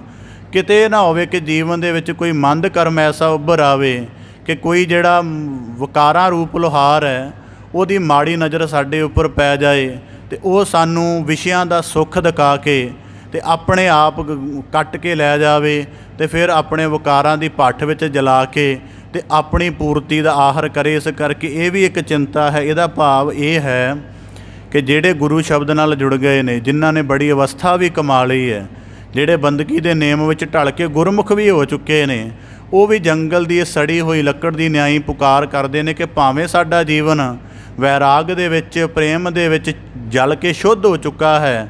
ਪਰ ਕਿਤੇ ਇਹ ਨਾ ਹੋਵੇ ਕਿ ਇਹ ਸ਼ੁੱਧ ਹੋਇਆ ਜੀਵਨ ਫਿਰ ਮਾਇਆ ਦੀ ਗਿਰਾਵਟ ਦੇ ਵਿੱਚ ਫਸ ਜਾਵੇ ਅਤੇ ਫਿਰ ਜੀਵਨ ਦੀ ਉਸੇ ਨਿਵਾਣ ਦੇ ਤਹਿ 'ਤੇ ਚਲੇ ਜਾਈਏ। ਇਸ ਪ੍ਰਕਾਰ ਭਗਤ ਕਬੀਰ ਸਾਹਿਬ ਜੀ ਕਹਿੰਦੇ ਮਤ ਬਸ ਪਰੋ ਲੋਹਾਰ ਕੈ। ਹੁਣ ਜਦੋਂ ਲੋਹਾਰ ਸ਼ਬਦ ਵਰਤਿਆ ਨਾ, ਤਾਂ ਇਸ ਰੂਪਕ ਦਾ ਗਿਆਨ ਵੀ ਸਾਨੂੰ ਨਾਲੇ ਰੱਖਣਾ ਪਏਗਾ। ਸ਼ਾਇਦ ਆਪਣੇ ਸਾਰਿਆਂ ਨੇ ਲੋਹਾਰ ਨੂੰ ਕਰਮ ਕਰਦਿਆਂ ਦੇਖਿਆ ਹੋਵੇ। ਹੁੰਦਾ ਕੀ, ਉਹਦੇ ਕੋਲੋਂ ਕੋਈ ਵਸਤ ਆਉਂਦੀ ਹੈ, ਬੜਾ ਸਮਾਂ ਭੱਠੀ ਦੇ ਵਿੱਚ ਜਲਾਉਂਦਾ ਹੈ। ਜਦੋਂ ਬਿਲਕੁਲ ਨਰਮ ਦੀ ਹਾਲਤ ਵਿੱਚ ਆ ਜਾਂਦੀ ਹੈ, ਫਿਰ ਇੱਕ ਵੱਡੀ ਐਰਣ ਦੇ ਉੱਪਰ ਰੱਖ ਕੇ ਮਨ ਜਿੰਨੀ ਉਹਨੂੰ ਕਿਵੇਂ ਦੀ ਸ਼ੇਪ ਚਾਹੀਦੀ ਹੈ ਓਨੀਆਂ ਸੱਟਾਂ ਮਾਰ ਮਾਰ ਕੇ, ਫਿਰ ਸੱਟ ਮਾਰਦਾ, ਜਦੋਂ ਠੰਡਾ ਹੋ ਜਾਂਦਾ ਹੈ ਫਿਰ ਜਲਾਉਂਦਾ, ਫਿਰ ਕੱਢ ਕੇ ਫਿਰ ਸੱਟ ਮਾਰਦਾ ਹੈ। ਹੁਣ ਜੇ ਇਹ ਤਾਂ ਅਸੀਂ ਕਿੰਨਿਆਂ ਨੇ ਦ੍ਰਿਸ਼ ਦੇਖਿਆ ਹੋਏਗਾ, ਸਾਰਿਆਂ ਨੇ ਦੇਖਿਆ ਹੋਏਗਾ, ਪਰ ਇਸ ਦ੍ਰਿਸ਼ ਦੀ ਇੰਟੈਂਸਿਟੀ ਜੇ ਆਪਣੇ ਮਨ ਦੇ ਤਲ ਤੋਂ ਵਾਚਾਂਗੇ ਤਾਂ ਸਮਝੋ ਕਿੱਡੀ ਭਿਆਨਕਤਾ ਸਾਨੂੰ ਸਾਡੇ ਜੀਵਨ ਦੀ ਸਾਹਮਣੇ ਨਜ਼ਰ ਆਏਗੀ। ਕਿ ਪਹਿਲਾਂ ਮਾਇਆ ਰੂਪ ਲੋਹਾਰ ਨੇ ਸਾਡੇ ਮਨ ਨੂੰ ਪਕੜਿਆ, ਉਹਨੇ ਵਿਸ਼ਿਆਂ ਦੀ ਭੱਠੀ ਵਿੱਚ ਝੋਕ ਦਿੱਤਾ, ਭਾਵ ਕਿ ਪੰਜੇ ਵਿਕਾਰਾਂ ਦੀ ਅੱਗ ਵਿੱਚ ਜਲਾ ਦਿੱਤਾ। ਪੂਰੀ ਤਰ੍ਹਾਂ ਜਿਹੜੀ ਸਾਡੇ ਮਨ ਦੀ ਅਵਸਥਾ ਸੀ, ਜਿਹੜੀ ਸਾਬਤ ਸੀ, ਜਿਵੇਂ ਲੋਹਾ ਜਿਹੜਾ ਜਲਿਆ ਨਾ ਹੋਵੇ, ਦੂਜਾ ਆਮ ਹਾਲਤ ਵਿੱਚ ਹੋਵੇ, ਉਹ ਮਜ਼ਬੂਤ ਹੁੰਦਾ ਹੈ, ਅਤੇ ਜਿਹੜਾ ਜਲਿਆ ਹੁੰਦਾ ਹੈ ਉਹ ਬੜਾ ਪਤਲਾ ਹੁੰਦਾ, ਉਹਨੂੰ ਜਿਵੇਂ ਦਾ ਮਰਜ਼ੀ ਬਣਾ ਲਓ। ਪਹਿਲਾਂ ਇਸੇ ਪ੍ਰਕਾਰ ਲਿਵ ਛੁੜਕ ਗਈ ਅਤੇ ਮਾਇਆ ਦੇ ਪ੍ਰਭਾਵ ਨੇ ਪੰਜਾਂ ਵਿਸ਼ਿਆਂ ਦੀ ਧੌਂਕਣੀ ਦੇ ਦੇ ਕੇ ਅਤੇ ਥੱਲੇ ਉਹਦੇ ਜਿਹੜੇ ਸੰਕਲਪ ਵਿਕਲਪਾਂ ਦੇ ਮਾੜੇ ਫੁਰਨਿਆਂ ਦੀ ਅੱਗ ਭਖਾ ਭਖਾ ਕੇ ਮਨ ਦੀ ਸਾਬਤ ਹਾਲਤ ਨੂੰ ਭੰਗ ਕਰ ਦਿੱਤਾ। ਫਿਰ ਉਹਨੂੰ ਜਦੋਂ ਵੇਖਿਆ ਕਿ ਨਰਮ ਹੋ ਗਈ ਹੈ ਨਰਮ, ਫਿਰ ਕੱਢ ਕੇ ਵਿਕਾਰਾਂ ਦੇ ਜਿਹੜੇ ਭਿਆਨਕ ਕਰਮਾਂ ਵਾਲੇ ਸੱਟ ਹੈ ਉਹ ਮਾਰੀ, ਭਾਵ ਕਿ ਬੰਦੇ ਦਾ ਮਨ ਹਰ ਮਲੀਨ ਕਰਮ ਕਰਨ ਵੱਲ ਭੱਜਦਾ ਹੈ। ਪਰ ਇਸੇ ਦੌਰਾਨ ਦੁਖੀ ਵੀ ਹੁੰਦਾ ਹੈ। ਹੁਣ ਜਿਹੜੀ ਲੋਹੇ ਦੇ ਹਿੱਸੇ ਨੂੰ, ਜਿਸ ਨੂੰ ਸੱਟ ਪੈ ਰਹੀ, ਦੁਖੀ ਵੀ ਹੋ ਰਿਹਾ ਹੈ। ਜਦੋਂ ਇਹ ਠੰਡਾ ਹੋ ਕੇ ਆਪਣੇ ਉੱਧਰ ਵਧਣ ਨੂੰ ਜੇ ਕਰਦਾ ਹੈ, ਮਤਲਬ ਠੰਡਾ ਹੋ ਕੇ ਲੋਹਾ ਆਪਣੀ ਮਜ਼ਬੂਤ ਹਾਲਤ ਨੂੰ ਗ੍ਰਹਿਣ ਕਰਨ ਲੱਗਦਾ, ਭਾਵ ਕਿ ਮਨੁੱਖ ਦਾ ਮਨ ਗੁਰੂ ਸ਼ਬਦ ਨਾਲ ਜੁੜ ਕੇ ਕੋਈ ਸਾਬਤਤਾ ਨੂੰ, ਕੋਈ ਕਠੋਰਤਾ ਨੂੰ, ਕੋਈ ਠੋਸ ਨੂੰ ਗ੍ਰਹਿਣ ਕਰਨ ਦਾ ਯਤਨ ਕਰਦਾ ਹੈ। ਅਤੇ ਜਿਹੜਾ ਮਾਇਆ ਦੇ ਸਹਿਤ ਹੋਇਆ ਮਨ ਹੈ, ਲੋਹਾਰ ਹੈ, ਇਹ ਫਿਰ ਅੱਗ ਵਿੱਚ ਲਾ ਦਿੰਦਾ ਅਤੇ ਫਿਰ ਉਹਨਾਂ ਕੁ ਨਰਮ ਕਰਕੇ ਫਿਰ ਸੱਟਾਂ ਮਾਰਨੀਆਂ ਸ਼ੁਰੂ ਕਰ ਦਿੰਦਾ। ਤਾਂ ਭਗਤ ਕਬੀਰ ਸਾਹਿਬ ਜੀ ਕਹਿੰਦੇ ਇਹ ਸਾਰਾ ਦ੍ਰਿਸ਼ ਦੇਖ ਕੇ ਮਨ ਦੇ ਵਿੱਚ ਆ ਰਿਹਾ ਕਿ ਮਤ ਬਸ ਪਰੋ ਲੋਹਾਰ ਕੈ ਜਾਰੈ ਦੂਜੀ ਵਾਰ। ਕਿਤੇ ਜੀਵਨ ਦੇ ਵਿੱਚ ਐਸਾ ਨਾ ਹੋਵੇ ਕਿ ਦੁਬਾਰਾ ਮਾਇਆ ਦੇ ਪ੍ਰਪੰਚ ਦੇ ਵਸ ਪੈ ਜਾਈਏ ਅਤੇ ਬਾਰ-ਬਾਰ ਜਲਣਾ ਪਵੇ। ਭਗਤ ਕਬੀਰ ਸਾਹਿਬ ਜੀ ਦੀ ਮੈਂ ਅੱਗੇ ਵੀ ਆਪ ਦੇ ਨਾਲ ਅਰਜ਼ ਕੀਤੀ ਹੈ ਕਿ ਜਿਤਨਾ ਸਮਾਂ ਸ਼ਲੋਕਾਂ ਦੀ ਕਥਾ ਚੱਲ ਰਹੀ ਹੈ, ਭਗਤ ਕਬੀਰ ਸਾਹਿਬ ਜੀ ਦੀ ਬਾਣੀ ਨੂੰ ਜ਼ਰੂਰ ਪੜ੍ਹਿਆ ਵਾਚਿਆ ਕਰੋ। ਭਗਤ ਕਬੀਰ ਸਾਹਿਬ ਜੀ ਨੇ ਇੱਕ ਸ਼ਲੋਕ ਹੈ, ਸ਼ਬਦ ਹੈ ਉਹਨਾਂ ਦਾ, ਜੇ ਮੁਖ ਪੰਚੋ ਅੰਮ੍ਰਿਤ ਖਾਏ ਤੇ ਮੁਖ ਦੁਖ ਤਲੂਕ ਟਲਾਏ। ਉਹਦੇ ਵਿੱਚ ਜ਼ਿਕਰ ਆਉਂਦਾ, ਇੱਕ ਦੁੱਖ ਰਾਮ ਰਾਏ ਕੱਟ ਹੋ ਮੇਰਾ ਅਗਨ ਦਹੈ ਅਰ ਗਰਭ ਬਸੇਰਾ। ਕਿ ਬਾਰ-ਬਾਰ ਇੰਨੀ ਵਾਰੀ ਅਗਨ ਦੇ ਵਿੱਚ ਜਲਿਆ ਹਾਂ, ਬਾਰ-ਬਾਰ ਇਹ ਦੇਹਾ ਨਾਸ਼ ਹੋ ਕੇ ਫਿਰ ਇਸੇ ਚੱਕਰ 'ਚ ਰਹਿਣਾ ਪੈਂਦਾ ਹੈ। ਤਾਂ ਇਸੇ ਪ੍ਰਕਾਰ ਮੰਗਲਾਚਰਨ 'ਚ ਵੀ ਸ਼ਬਦ ਪੜ੍ਹਿਆ ਸੀ ਨਾ ਕਿ ਭਗਤ ਕਬੀਰ ਸਾਹਿਬ ਜੀ ਆਖਦੇ ਹਨ ਕਿ ਨੈਨੂ ਨਕਟੂ ਸਰਵਨੂ ਰਸਪਤ ਇੰਦਰੀ ਕਹਿਆ ਨਾ ਮਾਨਾ। ਕਿ ਹੁਣ ਉਦਾਹਰਨ ਦੇ ਤੌਰ 'ਤੇ ਇੱਕ ਪਰਿਵਾਰ ਹੁੰਦਾ ਹੈ, ਉਹਦੇ ਵਿੱਚ ਠੀਕ ਹੈ ਕਿ ਜਿਹੜਾ ਮੁਖੀ ਹੈ, ਬਾਕੀ ਮੈਂਬਰ ਭਾਵੇਂ ਉਹਦੀਆਂ ਸਾਰੀਆਂ ਗੱਲਾਂ ਨਹੀਂ ਮੰਨਦੇ, 100 ਦੀ 100 ਗੱਲ ਨਹੀਂ ਮੰਨਦੇ, ਅਗਰ 60-70 ਵੀ ਮੰਨਦੇ ਨੇ ਤਾਂ ਵੀ ਉਹ ਪਰਿਵਾਰ ਬਣਿਆ ਰਹਿ ਸਕਦਾ ਹੈ। ਅਤੇ ਜੇ ਪਰਿਵਾਰ ਦੇ ਸਾਰੇ ਜੀ ਆਪ ਹੁਦਰੇ ਹੋ ਜਾਣ ਅਤੇ ਉੱਜਣ ਦੀ ਸੰਭਾਵਨਾ ਤਾਂ ਸਿਰ 'ਤੇ ਹੀ ਪਈ ਹੋਈ ਹੈ। ਇਸੇ ਪ੍ਰਕਾਰ ਜਦੋਂ ਸਾਡੇ ਮਨ ਨੇ ਗੁਰੂ ਸ਼ਬਦ ਨਾਲ ਜੁੜ ਕੇ ਸਾਡੇ ਗਿਆਨ ਇੰਦਰੇ, ਕਰਮ ਇੰਦਰਿਆਂ ਨੂੰ ਆਪਣੇ ਕੰਟਰੋਲ 'ਚ ਨਹੀਂ ਰੱਖਿਆ, ਅਤੇ ਫਿਰ ਤਾਂ ਹੀ ਭਗਤ ਕਬੀਰ ਸਾਹਿਬ ਬਾਬਾ ਅਬ ਨਾ ਬਸੋਏ ਗਾਓ, ਕਿ ਇਹਦਾ ਭਲਾ ਨਹੀਂ ਹੋ ਸਕਦਾ ਹੁਣ ਇਸ ਨਗਰ ਦਾ। ਕਿਉਂ? ਕਿਉਂਕਿ ਇੱਥੇ ਜਿੰਨੇ ਰਹਿ ਰਹੇ ਸੀ ਉਹ ਸਾਰੇ ਵਿਕਾਰਾਂ ਦੀ ਮੈਲ ਵਿੱਚ ਗ੍ਰਸਤ ਹੋ ਗਏ। ਫਿਰ ਆਖਰ 'ਚ ਬੇਨਤੀ ਕੀਤੀ ਹੈ ਕਿ ਅਬ ਕੀ ਵਾਰ ਬਖਸ਼ ਬੰਦੇ ਕੋ ਬੌਰ ਨਾ ਭਵਜਲ। ਫਿਰ ਆ ਕਿ ਹੁਣ ਬਖਸ਼ਿਆ ਜਾ ਸਕਦਾ ਹੈ ਕਿ ਜਿਹੜਾ ਜਿਵੇਂ ਮਾਵੇਂ ਜ਼ਿੰਦਗੀ ਜਿੰਨਾ ਮਰਜ਼ੀ ਤਮਾਮ ਯਤਨ ਕੀਤਾ। ਇਸ ਪ੍ਰਕਾਰ ਭਗਤ ਕਬੀਰ ਸਾਹਿਬ ਜੀ ਕਹਿੰਦੇ ਜਾ ਰਿਹਾ ਦੂਜੀ ਵਾਰ, ਕਿਤੇ ਦੂਜੀ ਵਾਰ ਨਾ ਜਲਣਾ ਪਵੇ। ਭਗਤ ਕਬੀਰ ਸਾਹਿਬ ਜੀ ਕਿਰਪਾ ਕਰਨ 2 ਸ਼ਲੋਕਾਂ ਦੀ ਵਿਆਖਿਆ ਆਪ ਦੇ ਸਨਮੁਖ ਰੱਖੀ ਹੈ। ਪਹਿਲੇ ਸ਼ਲੋਕ ਦੇ ਵਿੱਚ ਕਿ ਜੀਵਨ ਦੇ ਵਿੱਚ ਕੇਵਲ ਆਪਣੇ ਆਪ ਤੱਕ, ਖਾਸ ਕਰਕੇ ਅਧਿਆਤਮ ਦੇ ਨੁਕਤੇ ਵਿੱਚ, ਸਮਾਜਿਕ ਨੁਕਤੇ ਵਿੱਚ ਤੁਸੀਂ ਦੂਜੇ ਨਾਲ ਜੁੜ ਸਕਦੇ ਹੋ, ਪਰਿਵਾਰਕ ਤੌਰ 'ਤੇ ਦੂਜੇ ਦੀ ਚਿੰਤਾ, ਦੂਜੇ ਦੀ ਚਰਚਾ ਕਰ ਸਕਦੇ ਹੋ। ਪਰ ਜਦੋਂ ਅਧਿਆਤਮਿਕ ਜੀਵਨ ਦੇ ਵਿੱਚ ਪੈ ਗਏ ਹੋ, ਜਿੰਨੀ ਅਵਸਥਾ ਆਪਣੀ ਹੈ ਉਹਨੂੰ ਉਚੇਰੇ ਰੂਪ ਦੇ ਵਿੱਚ ਲਿਜਾਣ ਕਰੋ ਅਤੇ ਦੂਜੇ ਦੇ ਅਦਰ ਦਾ ਜਿਹੜਾ ਭਾਰ ਹੈ, ਚਾਹੇ ਉਹ ਪੂਜਾ ਕਰਕੇ ਹੈ, ਚਾਹੇ ਨਿੰਦਿਆ ਦੇ ਅਵਗੁਣਾਂ ਦੀ ਚਰਚਾ ਕਰਕੇ, ਕਤਈ ਨਹੀਂ ਉਠਾਉਣਾ। ਅਤੇ ਇਸੇ ਪ੍ਰਕਾਰ ਜੀਵਨ ਦੇ ਵਿੱਚ ਜੇ ਜੀਵਨ ਪਹਿਲਾਂ ਉਸ ਸਾਜਿਆ ਹੋਇਆ ਹੈ ਤੇ ਸਦਾ ਅਰਦਾਸ ਬਣੀ ਰਹੇ ਕਿ ਇਹ ਸਾਜਿਆ ਹੀ ਰਹੇ, ਕਿਤੇ ਇਹਦੀ ਸਾਜਨਾ ਭੰਗ ਨਾ ਹੋ ਜਾਏ। ਜਿਹੜਾ ਰਸ ਬੰਦਗੀ ਕਰਕੇ ਬਣਿਆ ਜੀਵਨ ਦੀ ਉਚਾਈ ਬਣੀ ਹੈ, ਉਹ ਗੁਰੂ ਸਨਮੁਖ ਅਰਦਾਸ ਕਰਕੇ ਬਿਨਾਂ ਕਰੀ ਕਿ ਬਣੀ ਰਹੇ। ਕਿਤੇ ਜੀਵਨ ਦੇ ਵਿੱਚ ਕੋਈ ਐਸਾ ਕਰਮ ਦਾ ਵਿਧਾਨ ਨਾ ਬਣ ਜਾਏ ਕਿ ਆਪਣੀ ਉਚਾਈ ਵਾਲੀ ਅਵਸਥਾ ਤੋਂ ਛੁੱਟ ਕੇ ਫਿਰ ਨੀਵੇਂਪਨ ਦੇ ਵਿੱਚ ਭਰਮਦੇ ਰਹੀਏ। ਭਗਤ ਕਬੀਰ ਸਾਹਿਬ ਜੀ ਕਿਰਪਾ ਕਰਨ, ਸ਼ਲੋਕਾਂ ਦਾ ਭਾਵ ਉਪਦੇਸ਼ ਸਾਡੇ ਸਾਰਿਆਂ ਦੇ ਹਿਰਦੇ ਅੰਦਰ ਵਸ ਜਾਏ ਜੀ। ਸਾਰਿਆਂ ਦਾ ਇੱਥੇ ਆਇਆ ਸਫਲਾ ਹੋਵੇ ਜੀ। ਪਾਵਨ ਬਾਣੀ ਦੀ, ਪਾਵਨ ਸ਼ਲੋਕਾਂ ਦੀ ਲੜੀਵਾਰ ਕਥਾ ਦੀ ਆਪ ਜੀ ਦੇ ਨਾਲ ਵਿਆਖਿਆ ਰੂਪ ਦੇ ਵਿੱਚ ਸਾਂਝ ਪਾਉਂਦਿਆਂ ਹੋਈਆਂ ਬੇਅੰਤ ਭੁੱਲਾਂ ਦੀ ਖਿਮਾ ਜਾਚਨਾ ਜੀ। ਬੜੇ ਅਦਬ ਸਹਿਤ ਗੱਜ ਕੇ ਫਤਿਹ ਅਰਜ ਕਰੋ ਜੀ। ਵਾਹਿਗੁਰੂ ਜੀ ਕਾ ਖਾਲਸਾ, ਵਾਹਿਗੁਰੂ ਜੀ ਕੀ